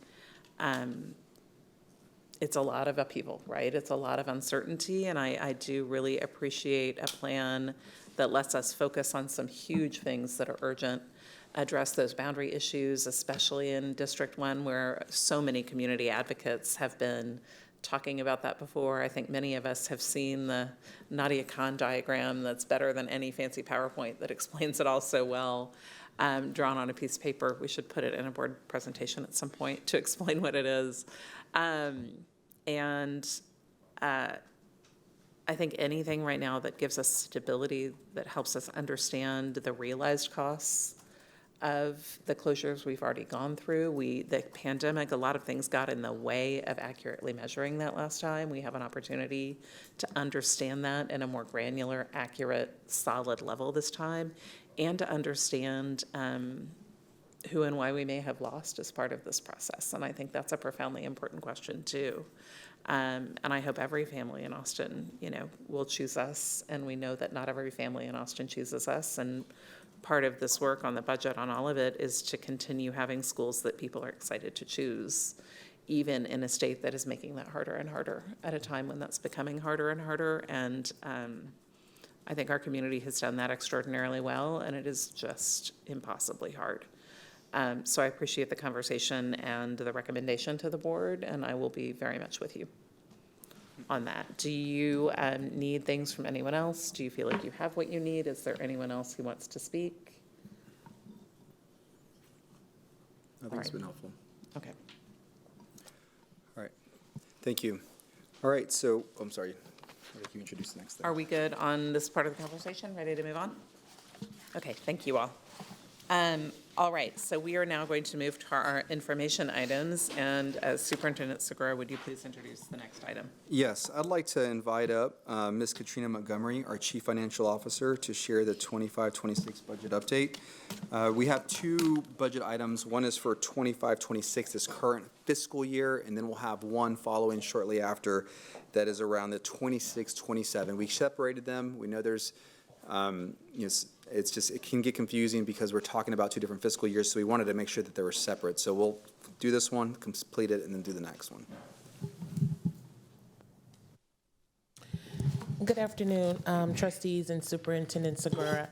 So Superintendent Segura is correct. We're going to try our best to make sure that we're separating the years because we are very clear that people are combining the years. And so right now, we're talking about the fiscal year that we're in. So July 2025 through June of 2026. And so what you will see is you will see the adopted budget with the revenue, the recapture, and then our operating expenditures, and then the gross deficit at $128 million. And what we were able to do were find strategies before the board adopted the budget in June of vacancy savings of $15 million. We had 2 properties pending monetization, and we had strategies and board policy alignment for $47 million. So the board adopted a budget with a deficit of $19 million, which was unassigned fund balance of 15.2%. And then to the next column, you'll see what our projections are. So our projections now show that our net change has increased. And some of the reasons our net change has increased is because our property values decreased. We went from a -2% to a -4%. Our recapture also decreased. So usually when our tax collections go down, our recapture also goes down, but it will never be dollar for dollar. So you can see our recapture also went down. And then we had an increase in our operating expenditures. Some of this was because of the HB2. Some of it was also because we had additional requests after we adopted the budget. So the gross net change now we're projecting $136 million. And we're constantly looking at our numbers, looking at revenue. So you see there's adjusted revenue of recapture of revenue and expenditures for $2 million. Pending property monetization, we've talked about this. Originally when we budgeted, we had 2 properties for the total of $45 million. Now we have 1 property at $17 million. So this is the greatest place that you're going to see the swing. And then you have additional strategies. So you can see the strategies to get to the board. Policy alignment went from 47 to 68 million. The greatest portion of this is because the property did not sell, and it has been moved to a future year. The one thing that I want to point out on the projections is that you see it clearly still says that for $49 million, so our adjusted net change, our deficit went from $19 million to $49 million.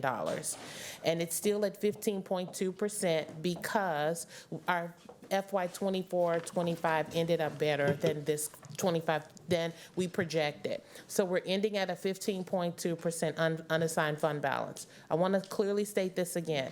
The board adopted a deficit of $19 million for FY25-26. The projection is that we will have a deficit of $49 million at a 15.2% fund balance.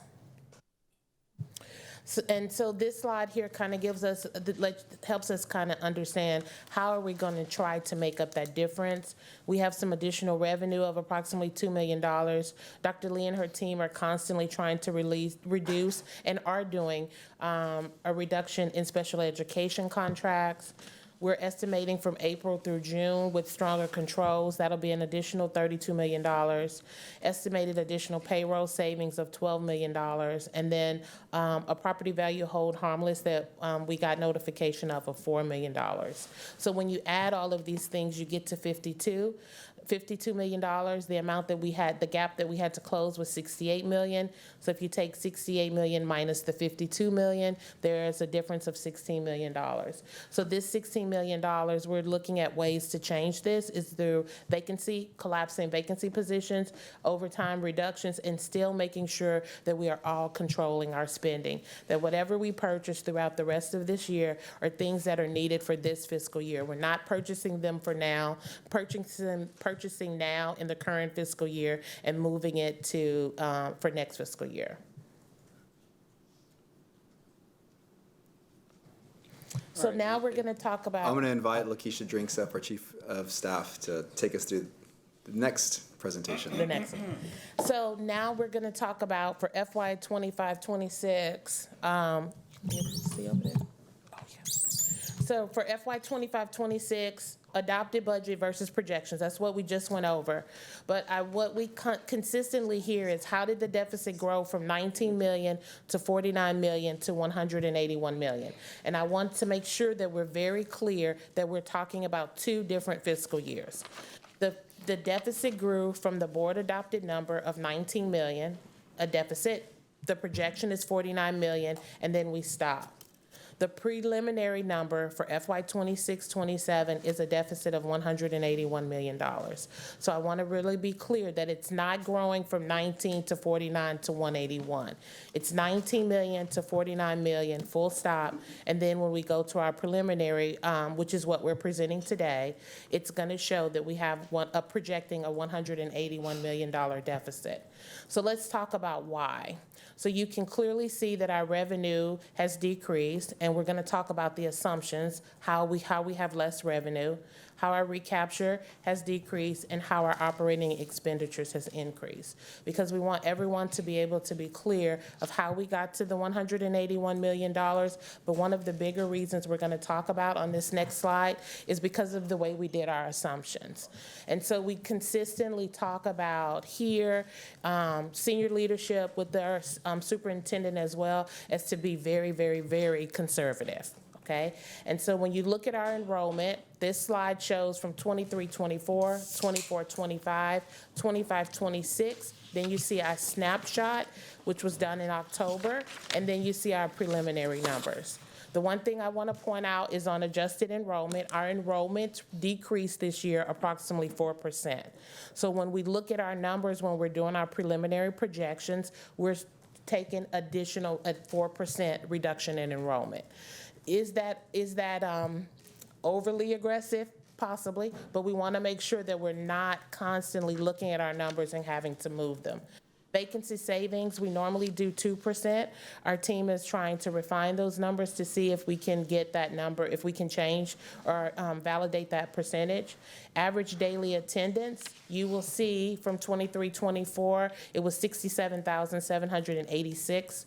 Our adopted budget for 24-25 and 25-26 was 64,100. We stayed consistent because in 25-26, when we were building the budget, the ADA was higher, and we wanted to just be conservative.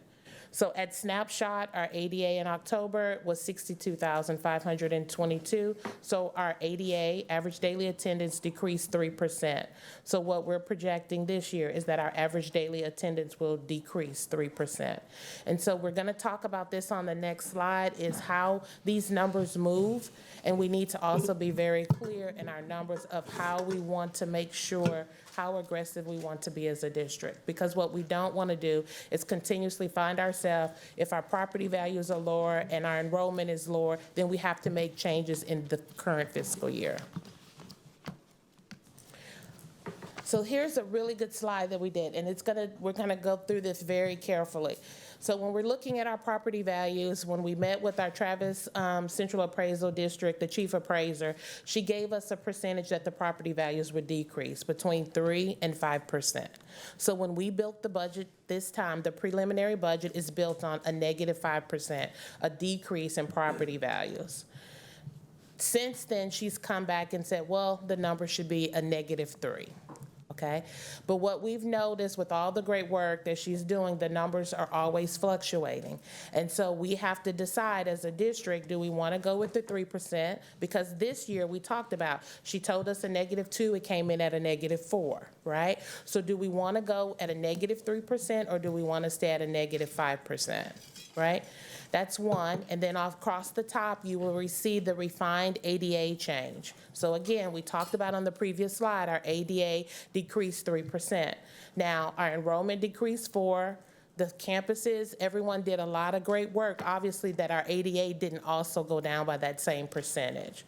So currently, in our projections for preliminary, you will see the $11.6 million that is circled. So we took in our assumptions a negative 5% for property value change and a negative 3% for our refined ADA change. So at the bottom of the screen, you will see that our preliminary budget deficit, which we've been talking about, is the $181 million. But since this time, some things have changed, and we're going to go into it in more detail, because one of the things we also hear is the numbers keep changing. And we want to talk about how the numbers change, how quickly they change, and how the amounts change.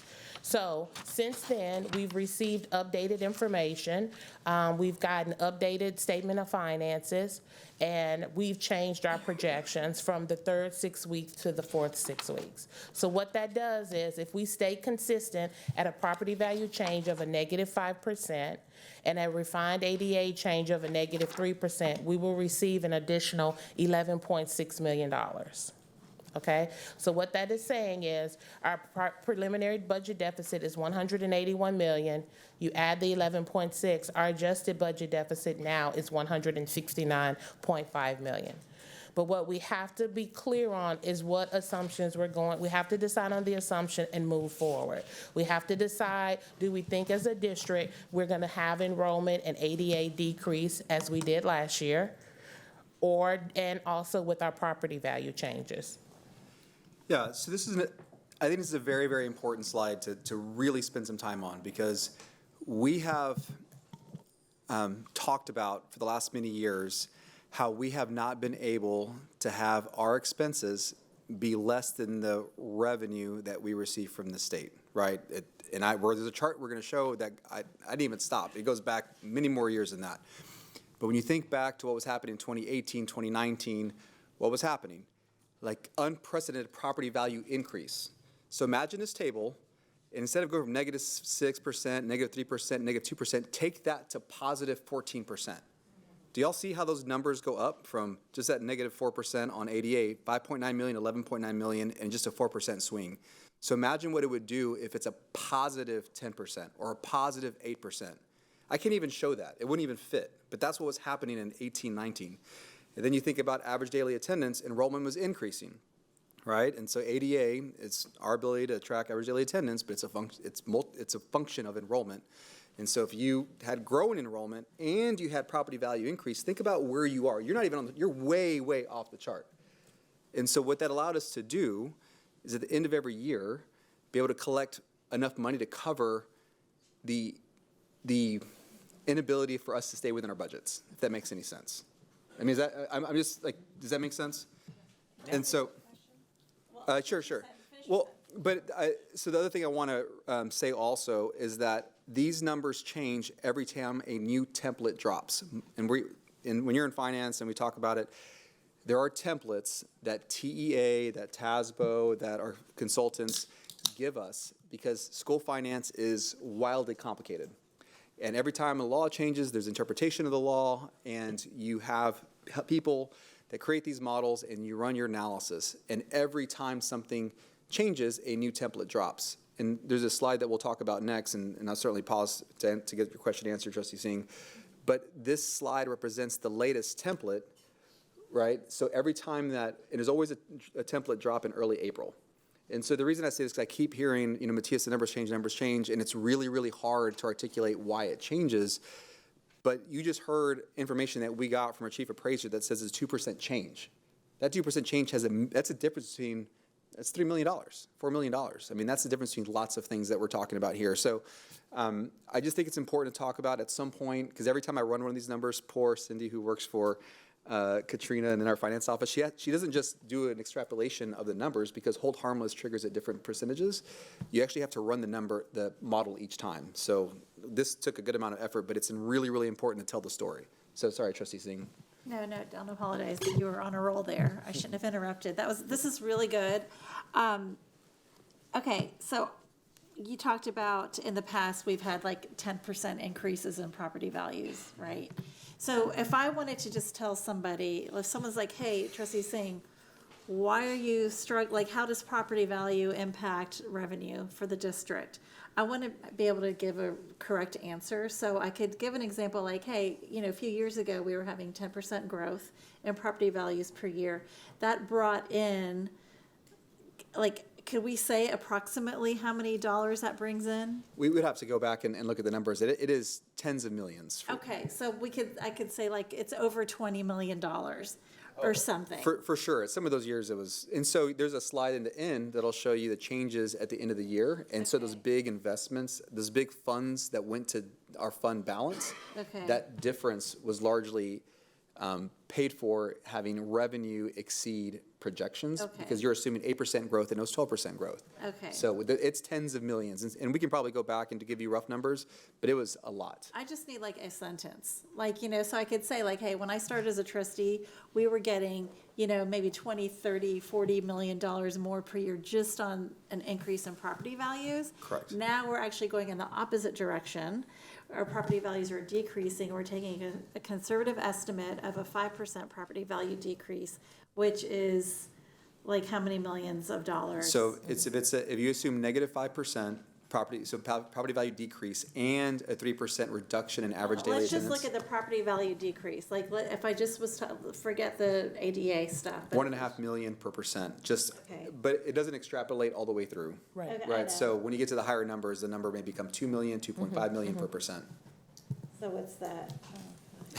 That's like a 7.5 million dollars decrease. Oh yeah, I mean more than that. So it's like so like an $8 million. So I just want to be able to say like easy numbers. Like right now we're looking at like about a $10 million decrease in property and in revenue because of property value versus.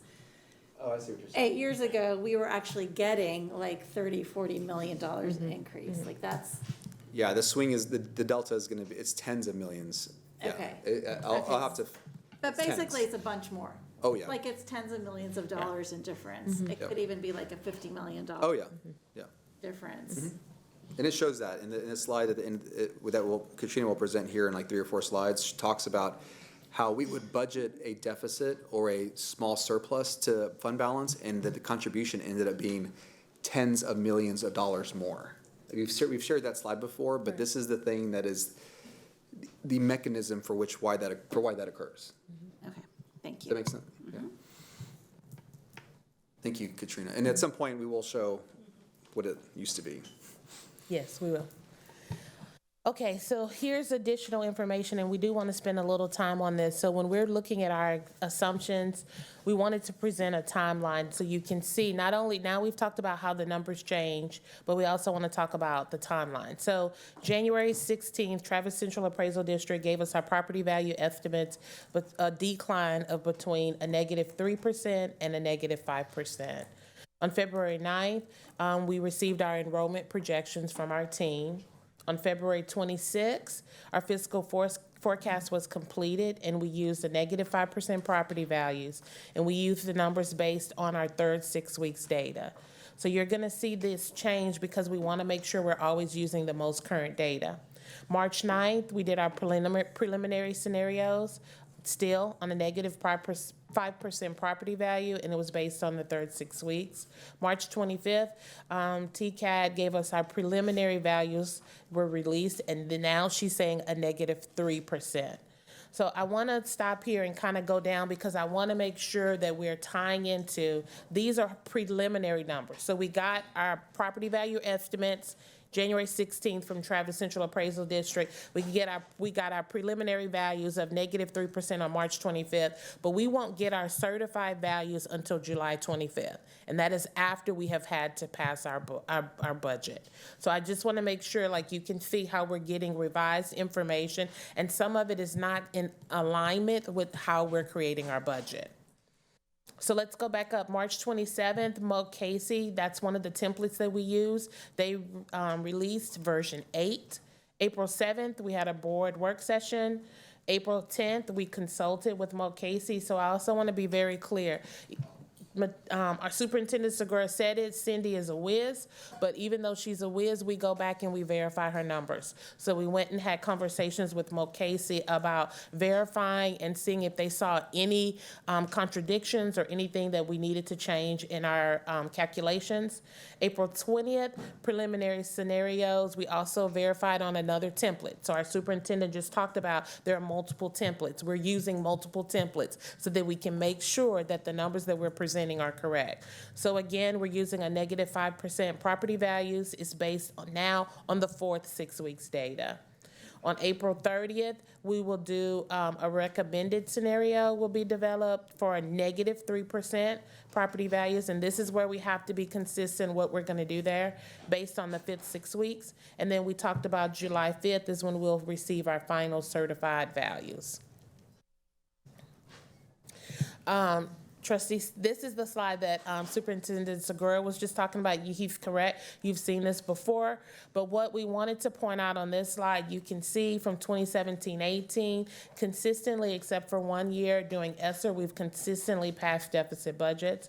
And so we know that this has been a lot of hard work, but this is where we have to do, we have to improve. We have to continuously look at where our budget is and live within the means.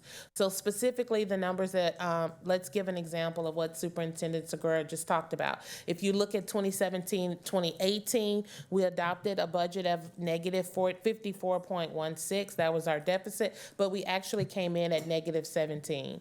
So this is how some of this is where the spreads come. And what we're trying to do is to make sure, or what we will do is to make sure that even though it's better, yes, you adopted 54, but you came in at 17. Yes, that is better, but we need to make sure these numbers are more aligned. We should not have a $20 million spread. Yeah, and as we move to the next slide, one of the things I want to remind our community and our staff and families and our board is that we are going through a process, and you're going to see some details of that process here in a moment. But this is not a new thing for us, unfortunately.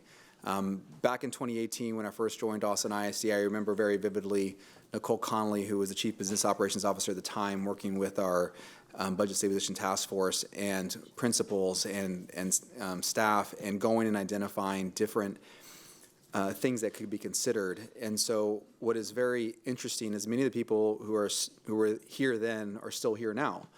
And many of the same things that we're talking about are coming back around. And I think in 2018 and even prior to that and shortly thereafter, what made this maybe less of an acute issue was the fact that we were growing, and also the fact that we had ever increasing property values. So it's a reference point. It's just to remind that this, to Trustee DeRiosa's point earlier, there's always been the thing. We have not been able to adequately get our budget to meet our revenue. It just has not happened. As you go to the next slide, I want to point this out maybe a little bit differently. I want to first talk about what this data is. This is PEIMS level data. So PEIMS is how we code every single expense within Austin ISD, required by state law, so does every school district. So we are able to use our tools to compare ourselves to the state, to our region, to other similar school districts. And I want to be very clear, every expense that's within Austin ISD has a purpose. Like everybody has a role, every expense that we spend goes towards something that we believe in. But I want to just show that for a very long time, and this goes beyond 2019, we have not been able to get to a point where we can have our budget meet expenses. We just have not been able to do that. And we've been saved because of the ever-increasing property values and enrollment growth. That's the honest truth. So now as we tighten our budgets, as we become tighter in how we budget, I mean, we track every dollar. We have to make the difficult decisions because, yes, this is disruptive, but the most disruptive thing would be like not having the ability to pay bills. I mean, payroll is, $58 million a year. We talk about cash balances. That is what's truly disruptive. So we are doing everything we can to do this the right way. It is incredibly hard. There are no good options. It is a function of multiple things, lack of state funding, pressures locally, systems. It's just a lot. It's very, very hard, and there are no good options. But we have this data so we can compare what do our ratios look like? What is this school district doing that we're not doing that's allowing them to maybe maximize their dollar in a different way? Why are our transportation costs maybe out of whack in this one specific area? There's lots that we can do. So I want our trustees to know and our staff to know and our community to know that when we're in these meetings and I'm having conversations with departments and staff, we are looking at budget level items, everything. So if we go to the next slide, I think it's also important to talk about the administrative cost ratio. I continue to hear about costs and the non-campus based costs, and I want to be really clear that non-campus based costs is inclusive of central office, but also transportation, also the service center, also many of the people who support our campuses like LSSPs and diagnosticians. They're not coded to campuses. They are centralized costs that allows them to manage casework across multiple schools. They're not coded to a single school. So when we talk about non-campus based costs as a whole, it doesn't always tell the true story. I think it's is insufficient to state, or maybe not a true story to tell, or the correct story to tell, that all those costs just do not support the campus or can somehow be eliminated and there not be a significant impact to our campuses. And more so that when you break that down to just the costs that truly are centrally coded by almost every standard that we have in total cost when compared to any other school district, we actually are very, very efficient. Now, I'm not going to say there isn't opportunity. We're going to continue to refine. We're going to continue to break that down. As enrollment shrinks, we obviously should here at central office. But I just want to dispel that. These are transportation costs, custodial costs. Those are not coded to campuses. Those are centrally coded. So there are lots of things that are in the details that sometimes get missed when we talk in broad strokes. But as a district, we've been trying desperately to become more efficient at Central. This ratio here, I think, is one data point. There are others, but we're going to continue to do this hard work. That's for sure. As we move to the next slide, I just want to. Can you Yes. stay right there on that slide? Yes, ma'am. You were just there. You were talking about those costs. I experienced today how when centralized efforts are not fulfilled, it actually does impact the campus. We know that. I've talked with several parents, and just tonight, a couple of our up-close members were really distressed about trying to support the district in calling and supporting Spanish-speaking parents with registering for classes. But we have 3 people answering the phone. We need 8. So if you're on hold, it's because there's 3 people are on with somebody else. And we've got volunteers doing that work, people who don't work for the district but are trying to do that. So when we think about that, that's why I've asked you guys to put those numbers out there so people can see them, because they are gonna keep saying, cut the cost of central office. But there's more to that than some fat cat in a suit making $400,000, right? There's somebody making 22 that we need. And so I think it helps the community with transparency if we kind of show that a little bit deeper so they can see for themselves, oh, this is this many jobs. Well, they make less than me, right? Or this is, okay, and then the district might be able to say, you know what, do we really need 3 of those? Maybe we just need 1. But if we do 1, will that impact? So that's what I think people are asking for and wanting to see. And right now they don't see that. So this chart helps, but it is still so opaque. It's helpful, but it's still so opaque for the abuelita on the street, right? The man on the street. It's still hard to kind of comprehend that sort of feel like you're grading yourselves, right? But I want people to know that I'm asking those questions. We're all asking those questions. We're looking and saying, you got my email, I'm sure, that said, look deeper, cut more. And it's but can't where till it becomes painful for something like answering the phone. And Trustee Hunter, so you made a comment at the end about us grading ourselves. This is the state's interpretation. Yeah. The administrative cost ratio is something they do. It's just a tool that we use to compare. But your point is well taken, and it can be challenging. We have so many different positions tied to different codes, and we do attempt to show that, but we can certainly do a better job. It's just it's a lot, right? And you are right. They are, you talk about special education, many of the staff that we hired, they are essentially, by design. I mean, think about the people the staff we're about to hire to help us address the vouchers. That's central. I mean, they cannot be coded to a campus because they're supporting the whole. And that gives us flexibility, but it also, sometimes distorts, what is non-campus-based expenses. Yeah, I really appreciate this part of the conversation and this sort of disaggregation or the point by point of what central is would, I think, really help people a lot, because I think people would immediately get some of these really important points. So thank you for that, Trustee Hunter. I know we're about to kind of transition in this presentation towards some other pieces. So while we're still on the numbers, and with apologies for being the doom and gloom, I'm going to say again, we talk about our enrollment drop. I don't know if we've got the right number, but I won't even get on that right now.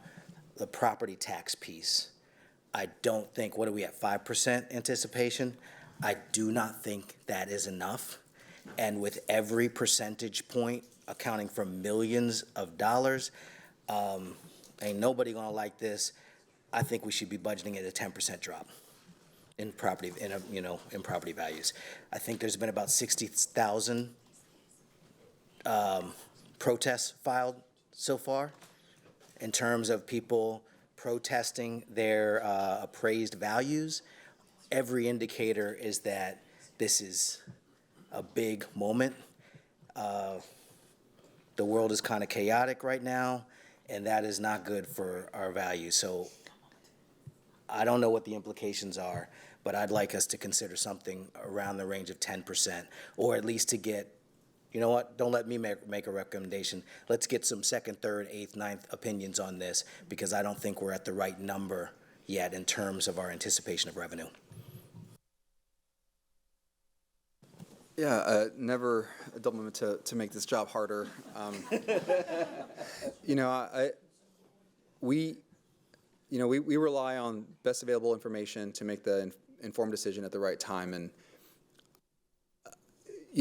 there are not an infinite number of second and third and fourth parties that are going to give you better information. I think that the reality is at some point, Ms. Katrina Montgomery and I are going to settle on assumptions, and those assumptions, by moving by a percentage point or two, may be what keeps a whole group of individuals or not, right? Because the other expectation the board has given me is fund balance can't below 15%. You said that. Yes, sir. You said 17.1 and 20%. So you can't, if it's 17.1% and negative 10%, then I'm cutting 200 million, right? I was probably close to what that's going to be, if not more. So everything we're talking about, it's everything plus more. So I just want to juxtapose that with the sensitivity of moving a number without having something I can live and die with when it comes to the number that I'm going to propose, because it's just so hard. Yeah, and let me express appreciation for that. And I really, I went about 2-3 rounds of biting my tongue, and I just couldn't anymore. And the reason why I wanted to bite my tongue is because I do understand the implications of what I just said. The implications are that you have to go harder and cause more pain. And so if there is a point where it's going to break the system, if we go this far, if we anticipate 210 million needing to be cut, then, and so we can't do that, what I'd want is a sort of transparent theory of action as to why, even though there are some justifications for saying 8%, anticipating 8%, anticipating 7%, there is a reason why we can't anticipate it, and that's that it would break the system. And so if that's the case, say it. And I'll live with the tough bet that we're making. But I'd rather I'd rather say it. I'd rather say 7%, and anticipate that, And if it breaks the system to say 7% and we can only do 5% even though, then tell me that too. And I say, yeah, tell him, like, because, like, this, so just think of it, because I think of it as, like, my kids, and, like, put it in a micro space, where it's like, I have this much food in the pantry, so we're, like, afraid to eat it. We don't want to eat too much of it, right? And, okay, well, we've been dipping into our savings. If that was your house, and you wouldn't say, oh, this is a time to build up my savings account. You would feed the kids, you know? And it really is that crucial right now. So I know 3%, 7%, like the chief appraiser, like, is an expert. So I say we go with that. Moat Casey, experts, very conservative. Katrina Montgomery, very conservative with the budget. You know, so I am good with that. Of course, bad things can happen to all of us, and we really are in that chance where we're not a family, an AISD family that has the wiggle room to, you know, when things are good in the family, you like to be conservative and be like, you know what, let's make sure we put the max in savings. Let's do the most conservative thing, and then we have extra money. But we're that family that is stretching by with the minimum right now, and we're that family who is never gonna let our kids down. Yeah, and again, I guess I appreciate this conversation, even as it's difficult, and I deeply appreciate the work you do.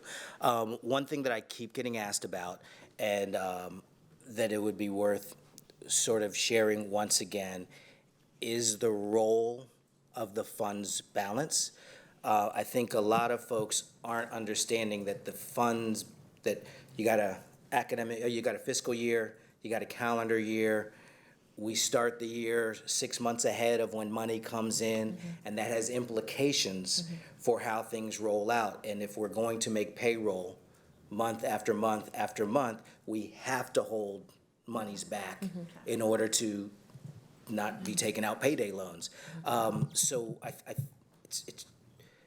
this is a level of accounting and fiscal work that parents and families shouldn't have to be thinking through.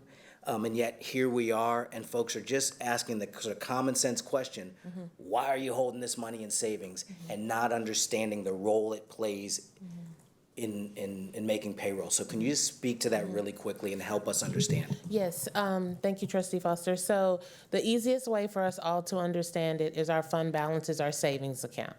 And so as long as I can remember, we were always taught to try to have 3 months worth of savings in your savings account.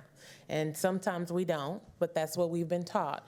So the 20% should equate to approximately 3 months worth of savings. And the reason why that's important is because we get our funds, our tax collections start coming in late December, January, and February. And that money has to last us all throughout the year. So every month you have payroll coming out, you have accounts payable coming out. Every month we're spending on that money. And once we end up spending on that money, it's good. And then we get to August and we have our recapture payment. And so when the recapture payment hits, starts to get really tight, because if it's 600 million or 700 million, I've been here before when it was 900 million. So that happens in August, and so then you have from August to get all the way back to December.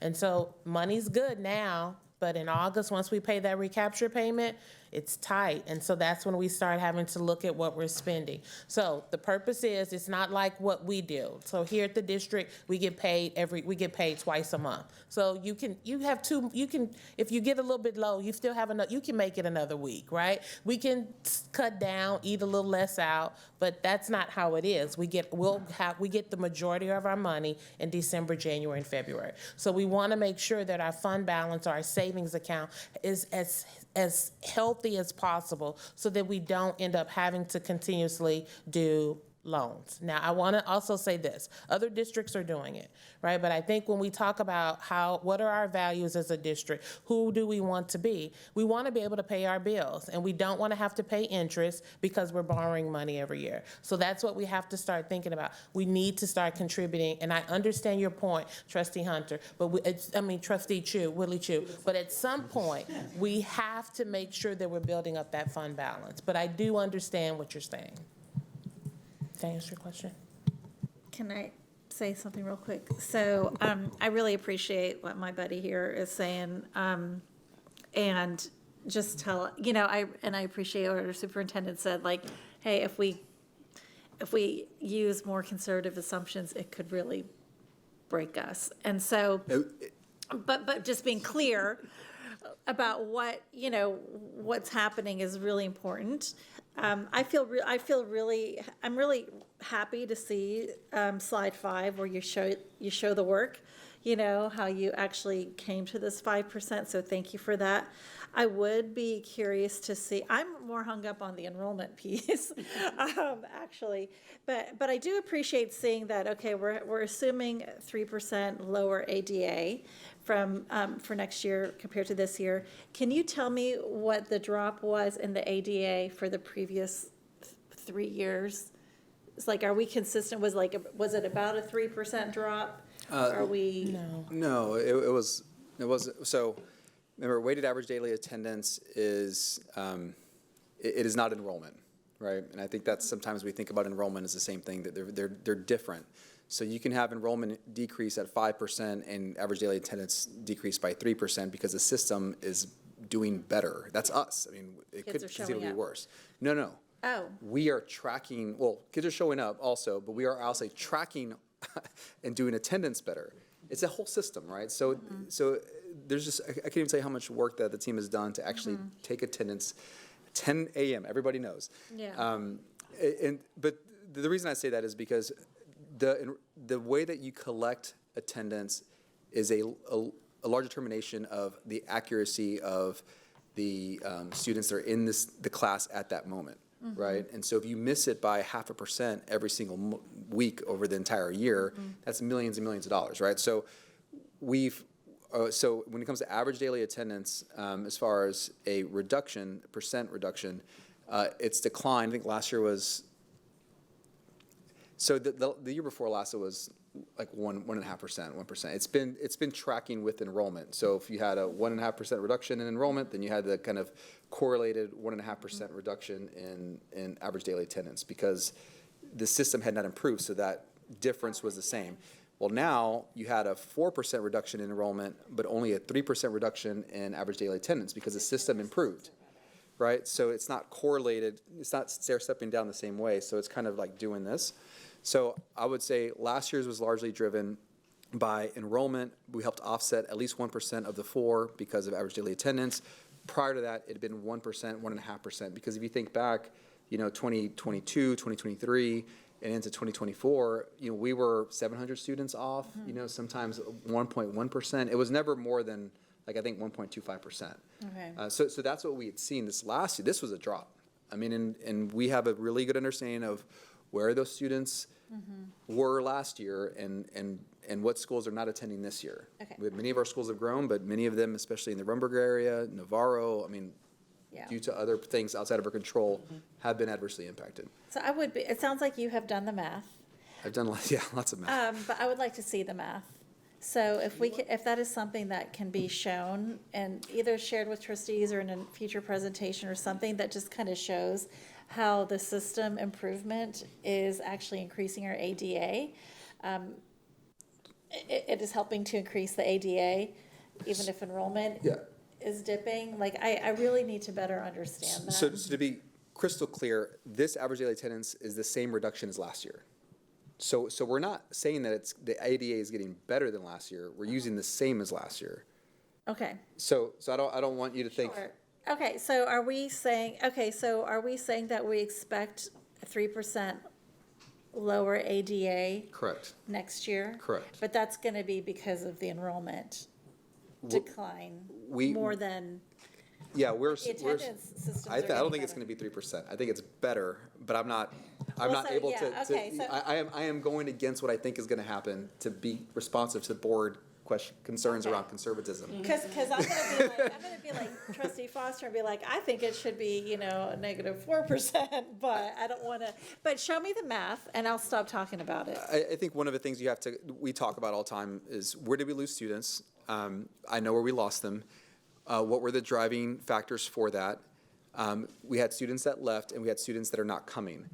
I think based on next year, the question is, do you have the same number unenrolling, or is it likely that you'll have less, but the same number not coming?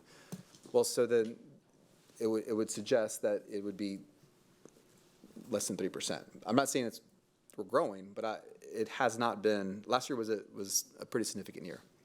So we are assuming this coming year is the same as last year, currently. And I can go back and share with you the updates on it. I hope and I believe and I feel that I will be wrong in the right direction, or not wrong, but I'll provide a budget that is, inaccurate and to the positive. Thank you. When it's all said and done, I don't think we'll be at -3%. All right, so we got to continue on with this presentation. I can just quickly run through it. The team here. So just I want to touch briefly on community and staff feedback. We have a survey. It closes April 30th. We've received to date 4,300 responses. There are themes certainly within them that we'll share and then push out to our community, also to our board. And our board likes to see the raw data, so we'll provide that as well. Lots of ideas coming through also. Clear that's improvement around communication strategies. There's some misunderstandings about what's possible and not possible. Slide 10 to me, or what is in my deck is slide 10, but it's the next slide here if you go to the next slide. I want to be really clear. This communicates the process that we are going through right now to bring forward a plan. So we have been working with our staff, been getting feedback from principals, and Lakeisha will talk about that in more detail. But I think it's really, really important that we're very clear that every single line item can be evaluated based on, is it a federal compliance issue? Is it a state compliance issue? Is it a board policy, right, that has made this expense a requirement as part of our budget? If we're going to look at a reduction, how might you do it? Should you differentiate based on the needs of our students, which I believe that you should? So looking at our support and resource index, which I referred to at the last board meeting, should we differentiate based on schools that are currently in the middle of turnaround plans? There's lots of things that we can do.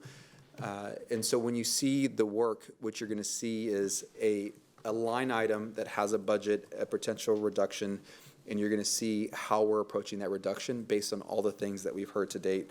The next slide shows you what this looks like. This is an example. This is a real-life example of what is happening in the background, because I think it's very, very important that we show our work, that everybody understands the level of detail that we're getting into, and that every one of these lines is being reviewed by me. The team is working, but it ultimately comes all the way to me, and we're sitting down. So you can see we have the item, the cost. Is it federally compliant requirement? Is it state required? If it's state required, we're actually putting the state, like the reference in the legislation or the reference in state policy. If it's a district policy, I'm going to cite the district policy. And then we're going to see, okay, is it impacting a school that needs support? What is going to be the impact to it? And then ultimately, what support do our families, students, and community need if we move forward with that reduction? What is the recommendation? And then differentiation between it, because there'll be should we continue it, should we stop it, or should we rescale? And I think in the rescale, you're going to see us look at differentiation between Band 1, Band 4 schools, TAP, non-TAP schools, et cetera, just like you see us show that in our monitoring reports. So I want to be really clear. Every single division in Austin ISD will have this. There is a tremendous amount of detail. I can back up every one of these lines, and they all tie back to the budget. From this will come the recommendations. The recommendations will then have all the backup support, and then you'll see kind of the implementation timeline associated with it, because some of these may require kind of a runway to actually implement. So this here just highlights how that's going to work. These are the departments that are producing those documents. We've got lots of people. They're working through the tools. We're getting into the budget line by line. Then you can see the 2 to 3 hour meetings that they're having with me, where we go through every one of them. I mean, we're spending time, and then you'll see the collaboration. They'll go back. They'll make adjustments. They'll come back to me. I think it's incredibly important that I have eyes on every single line, and there are thousands and thousands of lines of budgets in this organization because we're a large organization. But I want our families and staff and community to know, and our board certainly to know, that the detail is here. We're spending an immense amount of energy making sure that I can support every single item that we bring forward, and that it's being done in a way that aligns with the thoughtfulness that I know the board expects, and certainly what I expect of our process. And so I'll hand it over to Lakeisha to just share some quick updates on some of the work. Good evening, Board of Trustees, President Boswell, Superintendent Segura. I'm going to share a little bit about some engagement that we are providing to our community. So the slide says principal engagement, but it's actually quite a bit more. So on slide 11, we talked about the broader community engagement with surveys and the community meetings that we are providing to the community. But we are also engaging our joint advisory committees. So that would be DAC, CFAC, MEAC, all of our parent/staff advisory committees. The one thing that we do recognize is that not all of our communities will participate in the large community meetings, right, for different reasons, access, time. But one thing that we do know is that our communities go to their schools. They go to their campuses. When they have a big question, the principal is accessible, the teachers are accessible. And so that's why it says principal engagement, because we went there. For a number of reasons. It's really important that we do get the feedback from our principals because they are boots on the ground. And anything that we think about touching on a campus, they will have a different perspective than we do. And some of us live life for many years on a campus, but it is a different day. Like post-pandemic is different. And so things that I would have touched as a principal, I can put it in front of principals now, and they're like, no, this will, rock the boat too much. And so we've had a number of opportunities with our principals, which you'll see on the table. So we have weekly check-ins. The superintendent meets with them weekly so that he can answer any pressing questions. We usually recap these board meetings, and the last few check-ins have really been centered around budget. In addition to that, we have brought our vertical team leaders. So each vertical team has a couple of principals that represent them in the decision-making process. And so with the vertical team leaders, we engaged in a task where we had them just brain dump ideas, and then they sorted the ideas by stop, continue, and rescale. So I think when we first shared the list of strategies for reductions, I think it was a natural assumption to think it's all or nothing, right? So we're going to have stipends or we're not going to have stipends, right? Or we're going to go, 7 of 8 across the board. And there's a middle ground, I think, to pretty much any strategy. And so, again, they dumped strategies. And I'll go back to the slide that the superintendent showed from 2018. I was a principal at the time, and we did puts and takes. And we had our own ideas, right? We had ideas that people at Central didn't have. We had ideas that some community members didn't have. And so we wanted to revisit that practice and just see what ideas come from the group. And so it has been a really successful process. And so it's one that we are going to replicate with our Education Austin consultation group this week, as well as our central office staff, just to get everyone's ideas on the table. And again, to think about what degree, because again, I don't think we can say it enough. There are a number of strategies where it's not all or nothing, right? Like there can be, some middle ground. And so the principals are taking this information back to their communities. So an expectation is that they are engaging their staff through at least one staff meeting, but probably more. Again, they're just having an open door policy. And then they're also going to share the information with their communities through PTA meetings, CAC meetings, or the principal coffees. And so they're going to use the format that their communities are most responsive to. But again, it's to get the information out in smaller groups that are a little more intimate, and again, with someone that you really know and trust and have a relationship, and you're able to answer questions. And then our principals are also submitting FAQs, because again, while we do have the survey available, not every parent is going to tap into that strategy to provide us with information, but they will ask questions at the principal coffee, or they will ask questions at the PTA meeting. So we're asking our principals to capture those questions and then submit them to us so that we can continue to build out the FAQ. So the next couple of slides are some strategies that have received a lot of attention, and rightfully so. And so the first one is modified allocations for elementary, and how we have normally reference this is the essential areas schedule. So a few years ago, we enhanced we restructured the way we approach central areas by, for the most part, adding more time to PE to allow teachers PLC time during the day. And so with this strategy, we would revert back to our old MAP, so music, art, PE rotations. So every third day you have one of each, right? So music today, art tomorrow, PE the next day.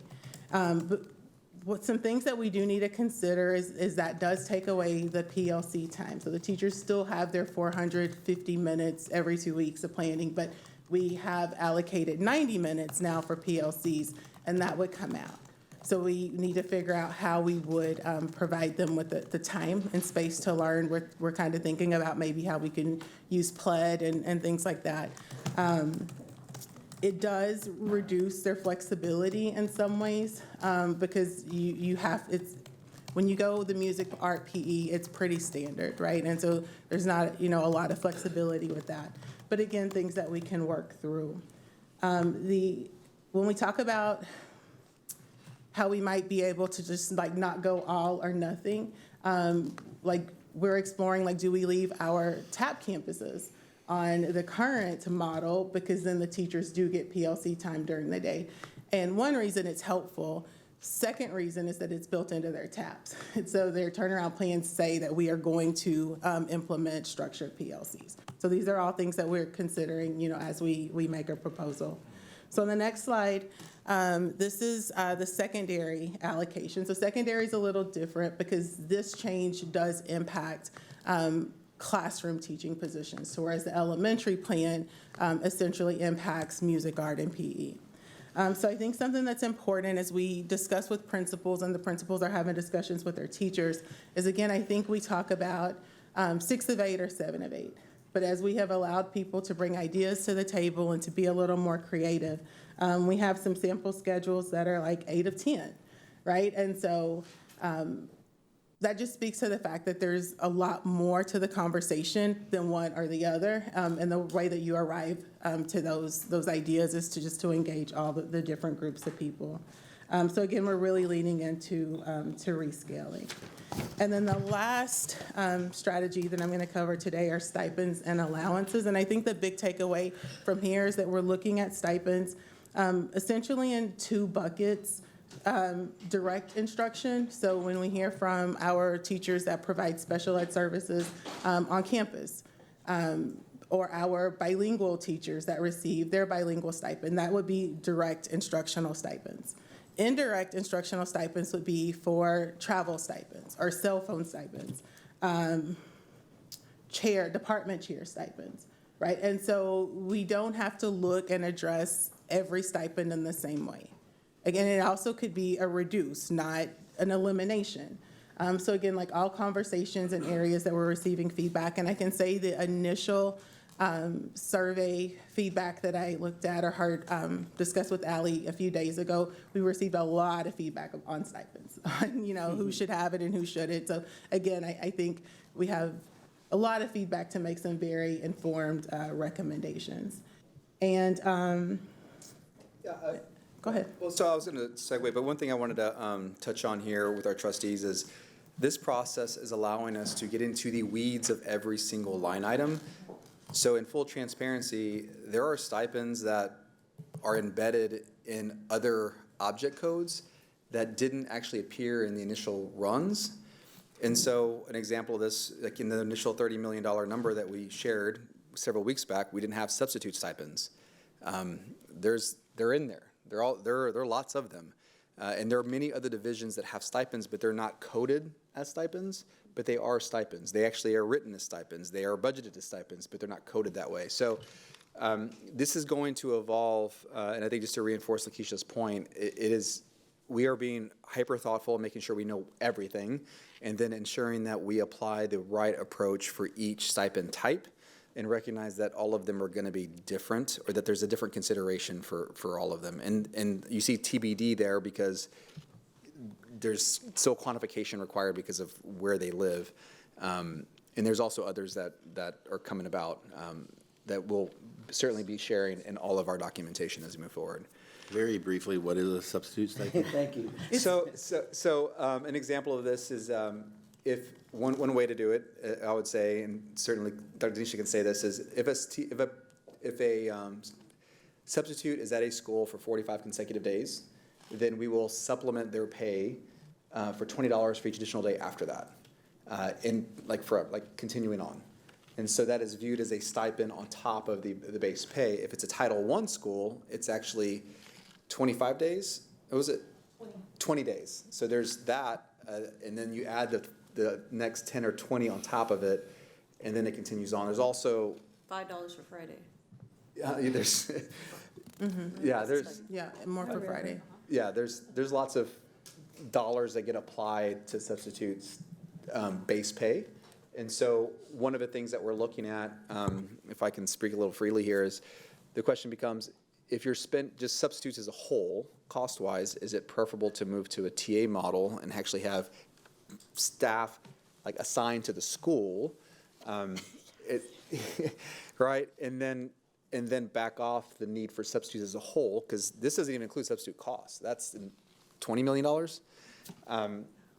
But over time, I mean, and actually what you would find is you would have someone that's tied to the school, is there all the time. They can grow to become teachers. They can be used as needed.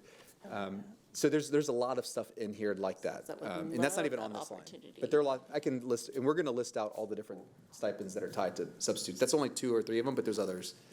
I think the difference is, because I think we're calling it a stipend, but they were initially incentives, right? Versus to incentivize subs to sub on Friday, which is very hard to get substitutes on Fridays.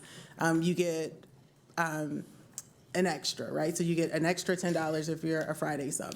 If you sub, again, 45 days consecutive. So if you think about a teacher that's on leave for any reason, let's just say maternity leave, it's better for the students to have the same substitute for 45 days or for however long the teacher's out than to have a different teacher every day. So this is an incentive to take a job and to keep that job for like 45 days. So again, I think incentives versus stipends is kind of the difference in terminology, because we provided these really during the pandemic where we had a lot of vacancies, we had a lot of people out, and we really needed substitutes and didn't necessarily have a pool. So there's like an ongoing debate about levels of granularity and when are you overwhelming people and when is it, and it's really a tough balance. But I shouldn't say this, but I've literally got hit with 3 texts just now. Makes sense. Oh, didn't know. There were actually 3 trustees who said, "What's a substitute stipend?" But couldn't hear it because our mics aren't on. But we were all like, "What is that?" This is an example of something that's super helpful. By the way, I also saw a bunch of teachers in the back going, because they know about the $5 on Fridays, and they know about this. But what this also brings up that I think is really important, there's a there. There's a reason for many of the things that exist. Now, we might not have coded it correctly, and this is an opportunity to get the systems to kind of be a little more aligned and accurate, which leads to kind of an appropriate transparency. But the bottom line is there's a difference between someone being there for a day versus a week versus it's going on versus, wow, it feels like I'm committed to this space. And so there's a there as to why there are these what we're calling stipends. And as we move, And as our approach is to cut, we've lost what was a functional response to a reality. So this move towards how do we rethink the system is where we constantly need to be. And I really applaud that, you know what, maybe the look at the substitute model isn't it. Maybe it's something where there's actually somebody permanently on the campus. We actually affect some savings, and we also introduce more stability, and we also feed our employment pipeline. It's hard to find these moments or moments where you can turn the crisis into an opportunity, but that's 100% where we're living. And I just appreciate and applaud and call for as much of that as possible. And I appreciate the differentiation on stipends, because all the trustees probably got, if not dozens, maybe a couple hundred of these on like, don't do this to the stipends, don't do that. I had questions, and they're beginning to be answered, and I can share that with community. Maybe it wasn't hundreds, but maybe it was dozens. So just to start closing this out, because I do want to hand it over to Trustee Singh. I apologize for talking that much. No, it's okay. This is exactly. I mean, it's hard work. There's a lot we need to talk about. I just want to acknowledge that with 87% of our budget being tied to staff, that whether a program moves or there's a change in how we allocate positions, there is likely going to be staffing changes. I mean, I think it's probable. It's almost certain.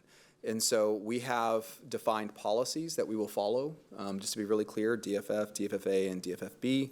And so I just want to make sure that we're honest and transparent about it. As hard as this is, the one thing we want to be really, just transparent about is that we have procedures that we will follow. And at the time that we have recommendations, we will be sure to follow them. And so with that, I definitely want to create a little bit of space for Trustee Singh, because what we've done to date is I hope, responsive to some of the guardrails and expectations that we've talked about, not only this year, but in previous years. It is very hard. There aren't lots of people that have come to me and they said, don't cut something, and then given me an alternative that they're also comfortable with. That just doesn't happen, because everything's important in our district. So I just want to acknowledge this is very, very hard work. There is no good solution.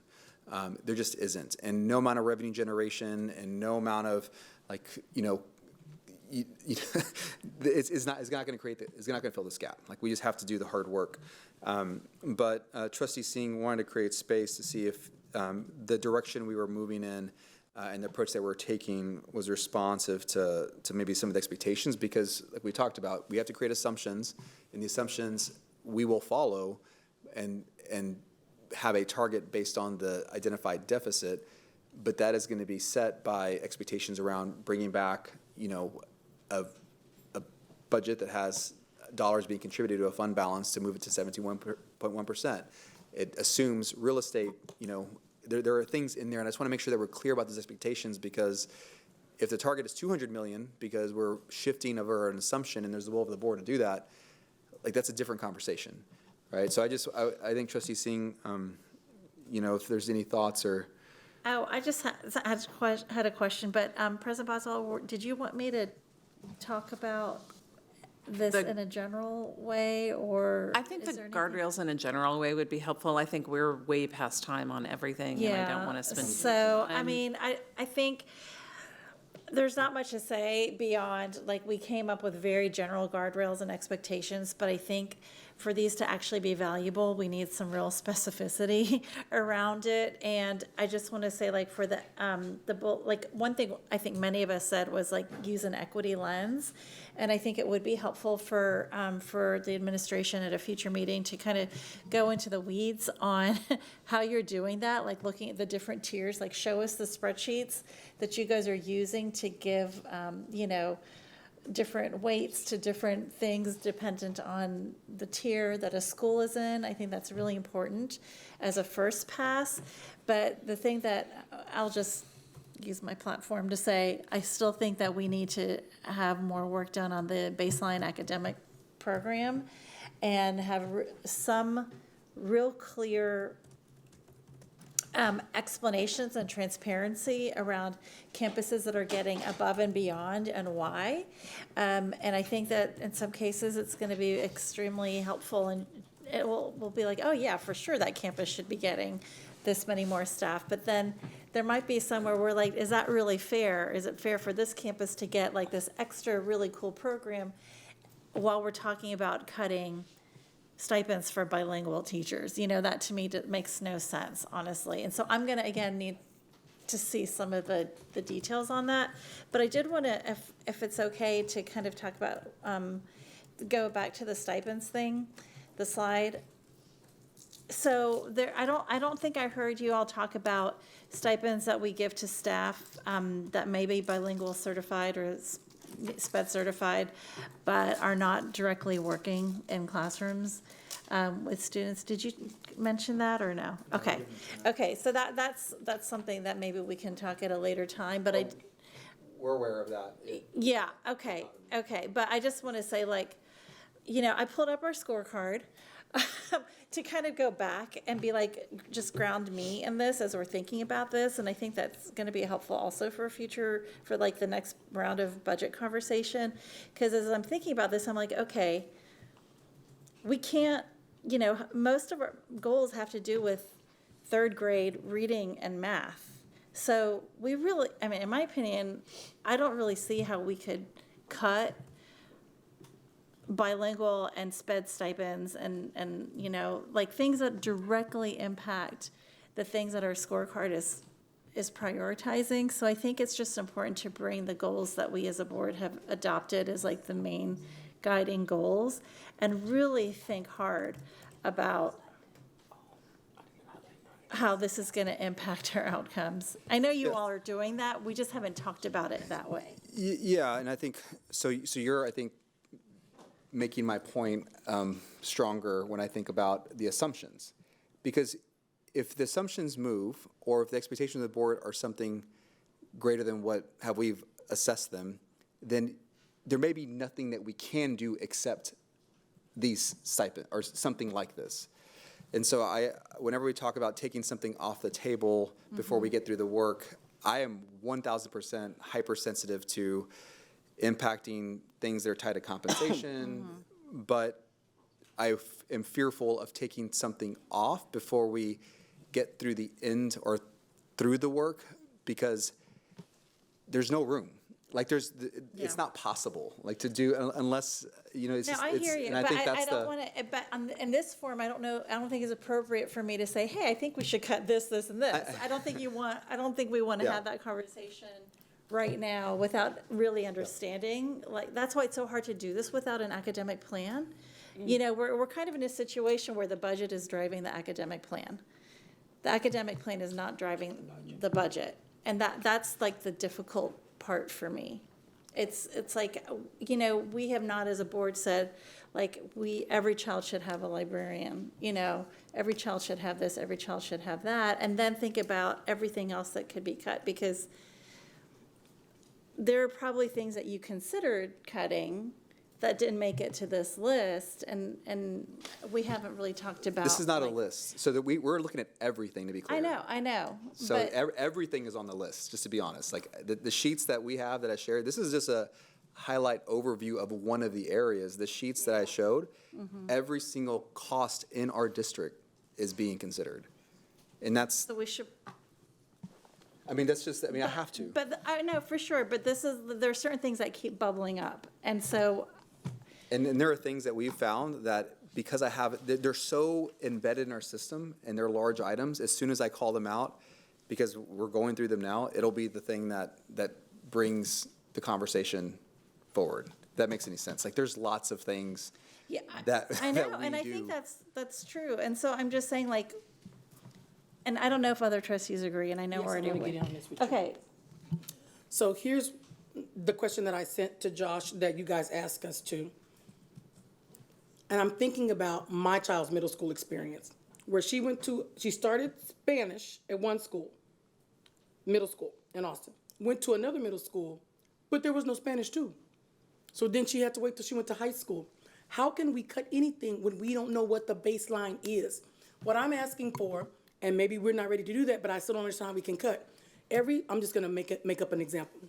Every elementary school will have a first grade, second grade, third grade, fourth grade, fifth grade teacher, at least one, so that there's no combining of kinder, first, second, third, which I think is crazy. I understand that's happening. And every school will have, I'm again making it up in my dream school, one FTE for art, one FTE for math, for art, PE, and music.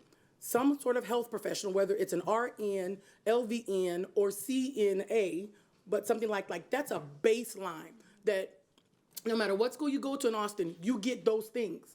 Like, why is that? I'm struggling with why that's so hard to do. So it's not hard to do. So there are two things. I think that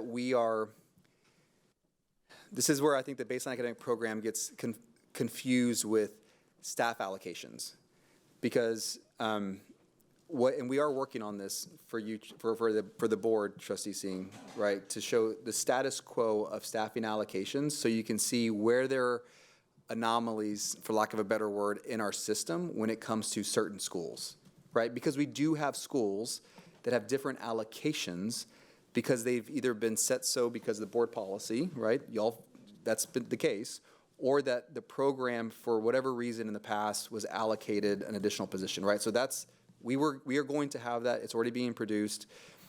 I think when it comes to Trustee Hunter's question around staffing, we have the allocations and they build up based on enrollment, and we've created certain expectations around a status quo, right? Like right now, no elementary school, as small as it can be, will be with less than 2 teachers per grade level. We made that change in 2024, right?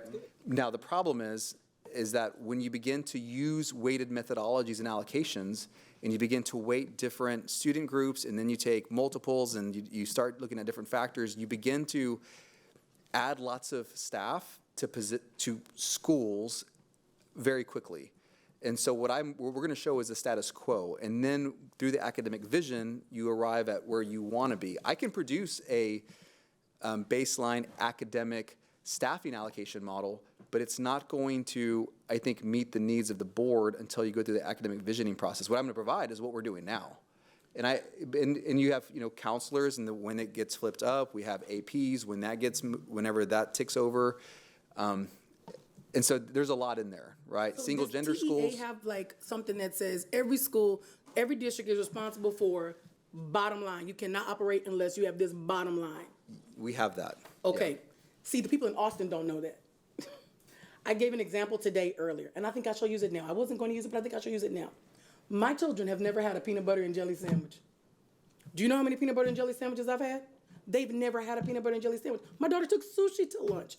Like, that wasn't happening when I ate reduced lunch. Like the one where you couldn't get the Coke, you had to get the drink, the fruit drink, okay? Yeah. Austin ISD, been taking sushi to lunch for years. Nobody knows what a peanut butter and jelly sandwich is.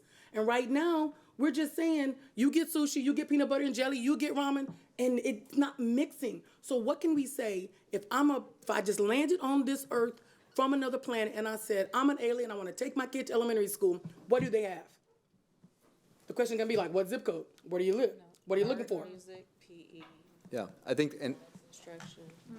yeah, and I think so that there are two things. That, Trustee Hunter, I think we can get very close to producing the ideal state, right? Which is what we believe we would want to have as a baseline academic staffing allocation.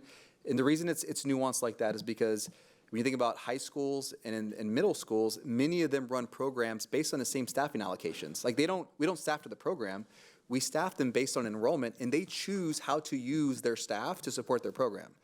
Does it make sense? There are instances where a unique program gets an allocation, but by and large, they're doing the same thing with the same number of staff at high schools. They're just choosing to have a program here that has CTE, and there's this program over here that has academies, but it's the number of allocations is the same. Now, there are variances, and we're going to call those out, but generally speaking, that's the methodology for secondary. In elementary, it is built up on enrollment.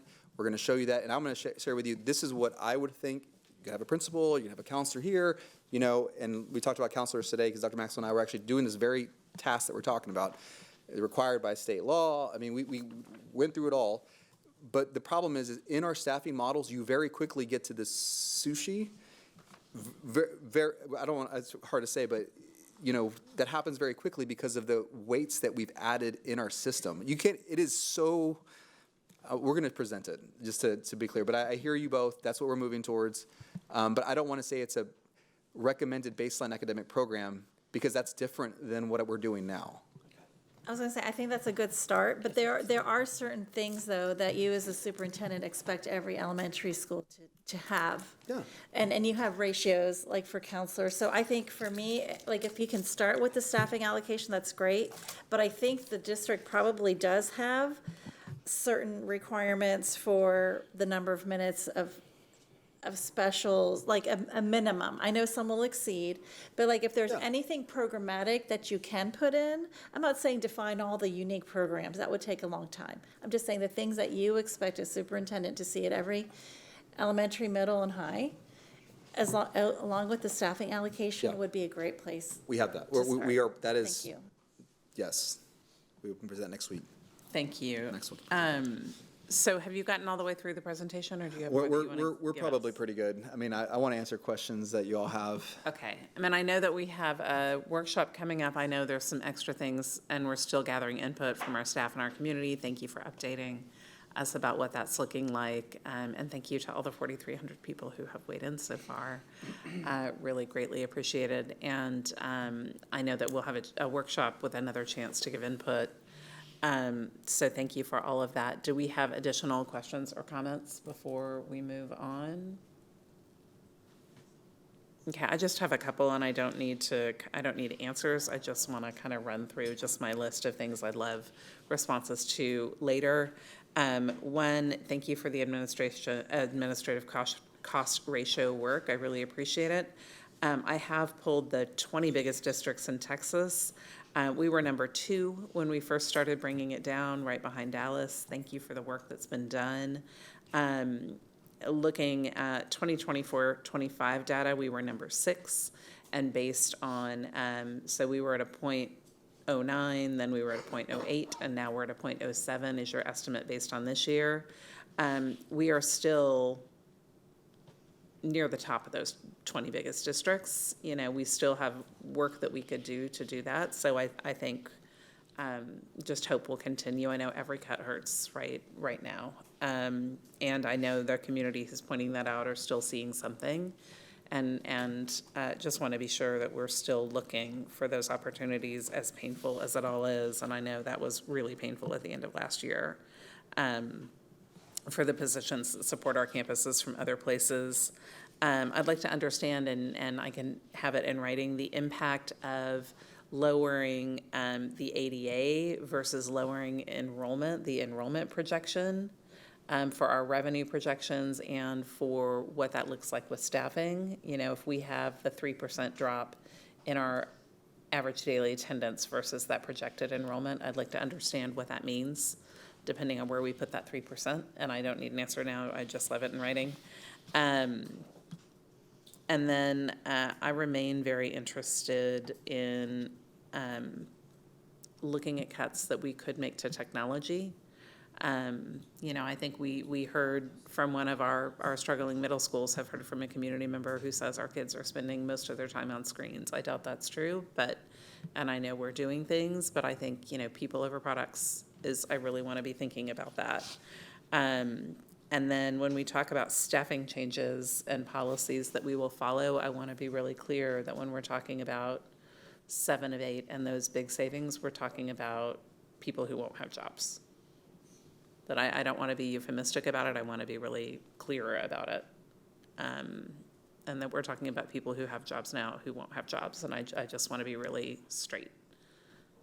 I would say the job they're currently in will not be the same, or will not exist. Okay. That's.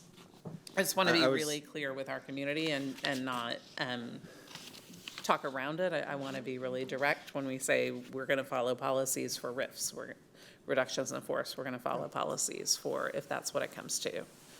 And to be, I mean, just like when in consolidations, we go to extreme lengths, right, to make sure that we do right by people.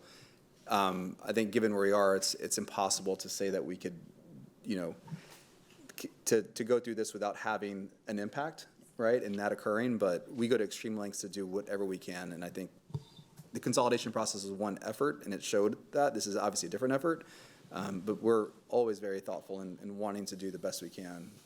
But yeah, we will absolutely follow policies, and yes, there will be staff impacted. Yeah. And I know there's a real commitment to taking care of people in the midst of, you know, all the challenges we're facing, and I appreciate that. I feel like it wasn't said explicitly, and I think we owe it to our people to say it explicitly. So thank you for that. Anything else before we move on? Okay, thank you for all of that. Thank you for the work and the thoughtfulness. Thank you for explaining how you're looking at every item. Really greatly appreciated all that you shared, as painful as it is. All right, we will now move to the consent agenda.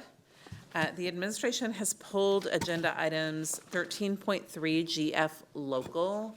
That is the grievance policy that we had some callers call about. That was pulled before our meeting. Thank you to the callers, and I think that will get a further review to be brought back for a board vote at a later time. And then they have also pulled agenda item 14.2, termination of a non-Chapter 21 contract employee during the contract term, initial CNN. Trustees, are there any other consent agenda items that anyone would like to pull for a separate vote? Just clarify the two things you just said. 14.2 is the administration pulled? Yes, the That's not in administration there. pulled. Okay. And 13.3, the administration. Administration pulled 13.3. Correct. Okay, thank you. President Bob? Yes. Can I say something about 13.3, just a Yes. point of personal privilege? Okay, so I had a good sit-down with Edna Butts, is she here? Thanks, Edna, before the meeting to really understand like what was happening with this grievance policy. So I just wanted to clarify a few things as the administration goes back and takes another look at it, and also to clarify some things, misconceptions that I had that maybe some community members have as well. But first of all, there's two different types of grievances. I mean, there's many different kinds, a few different kinds, but F&G is the one that a parent or a guardian uses for an issue that is directly with their own child. Like if their kid is bullied at school and they felt like it wasn't being handled well by the principal, that would be filed under F&G. This policy is not about that at all. That has not been changed. What we're talking about is policy GF local, and that is when a parent or guardian or anyone in the public has an issue with the school district for something general, like if someone lives in a neighborhood and they live near a campus and they're frustrated by loud, noises or bright lights from the stadium or things like that. That's the policy we're talking about. So I just wanted to be really clear about that, and I would ask the administration to make that distinction in the very beginning of the draft policy, because you do give examples of what this policy is not. I would ask that you add this third thing, that this policy does not apply to parents or guardians that have a very specific issue about their own child.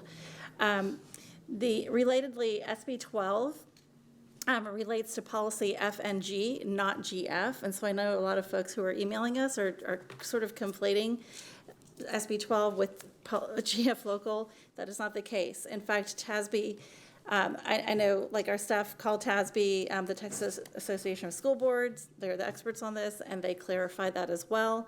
And their own guidance said, so we're really basing a lot of this on the guidance that TASB gave us. Regarding the issue of dismissal. So right now, today, with our current policy, the administration can dismiss a GF local grievance for a very limited number of reasons, like if they were out of timeline or something like that. This proposed version expands the number of reasons that the administration could dismiss a GF local grievance for. But there's a safeguard to that, because I was like, whoa, that doesn't sound right. But the safeguard is that there would be at least 3 board members who would convene and review the dismissal before it's actually finalized. And my request to the administration and to the rest of our board is when this comes back to us, I would like us to consider maybe having those 3 trustees or whatever that small group is to actually formally vote on whether or not they accept the dismissal of the grievance or not, because I think that just puts a little bit more teeth into it.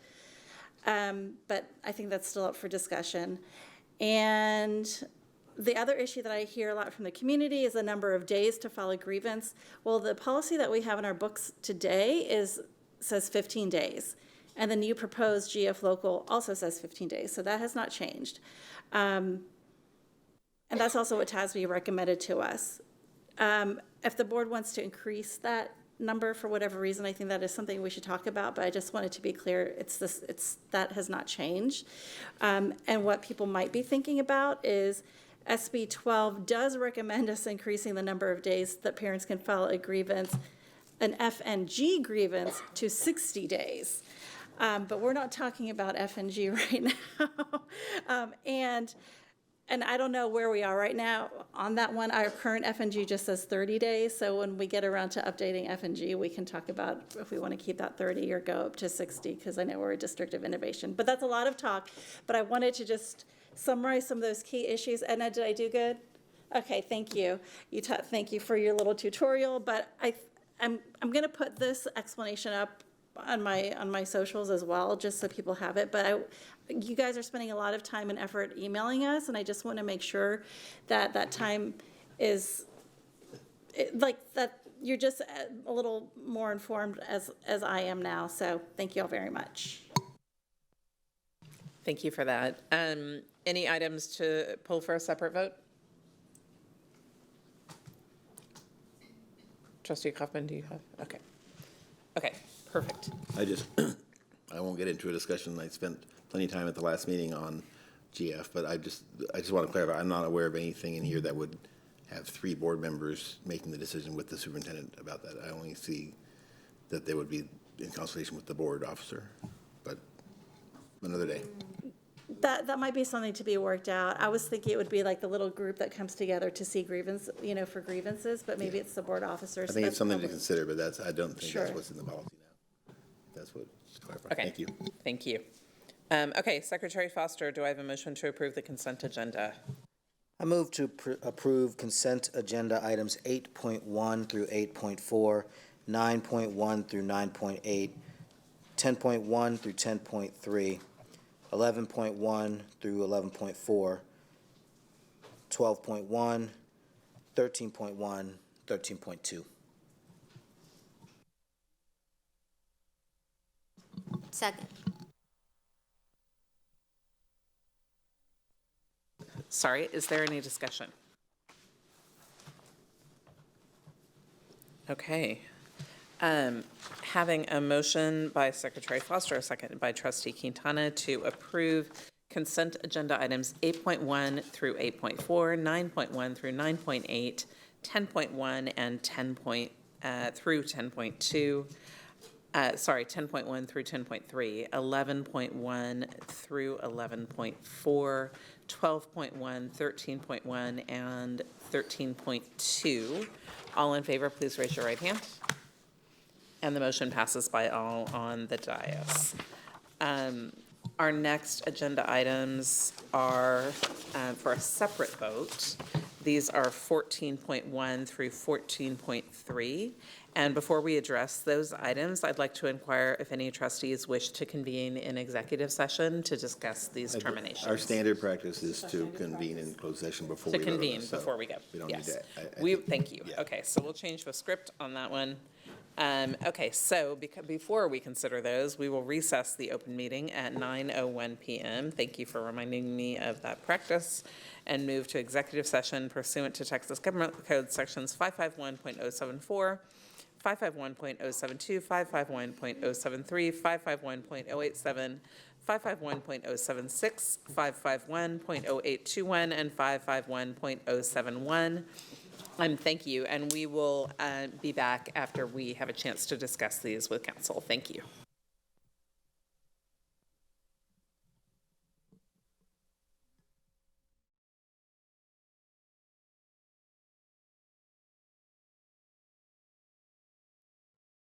Okay, we will now reconvene the open meeting at 10:08 p.m. Secretary Foster, do we have a motion to approve item 14.1? I move to approve item 14.1, proposed non-renewal of professional employee at end of term contract LL. Do I have a second? Second. Do we have any discussion? Okay, hearing no discussion, having a motion from Secretary Foster, a second from Trustee Kaufman to approve agenda item 14.1. All in favor, please raise your right hand. And the motion carries by all those on the dais. Secretary Foster, do we have a motion to approve item 14.3?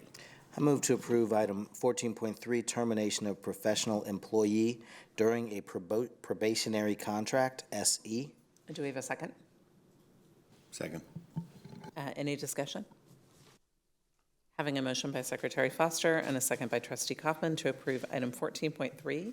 All those in favor, please raise your right hand. And the motion passes by all those on the dais. Secretary Foster. I move to adjourn. Thank you. The meeting is adjourned at 10:09 p.m. Thank you.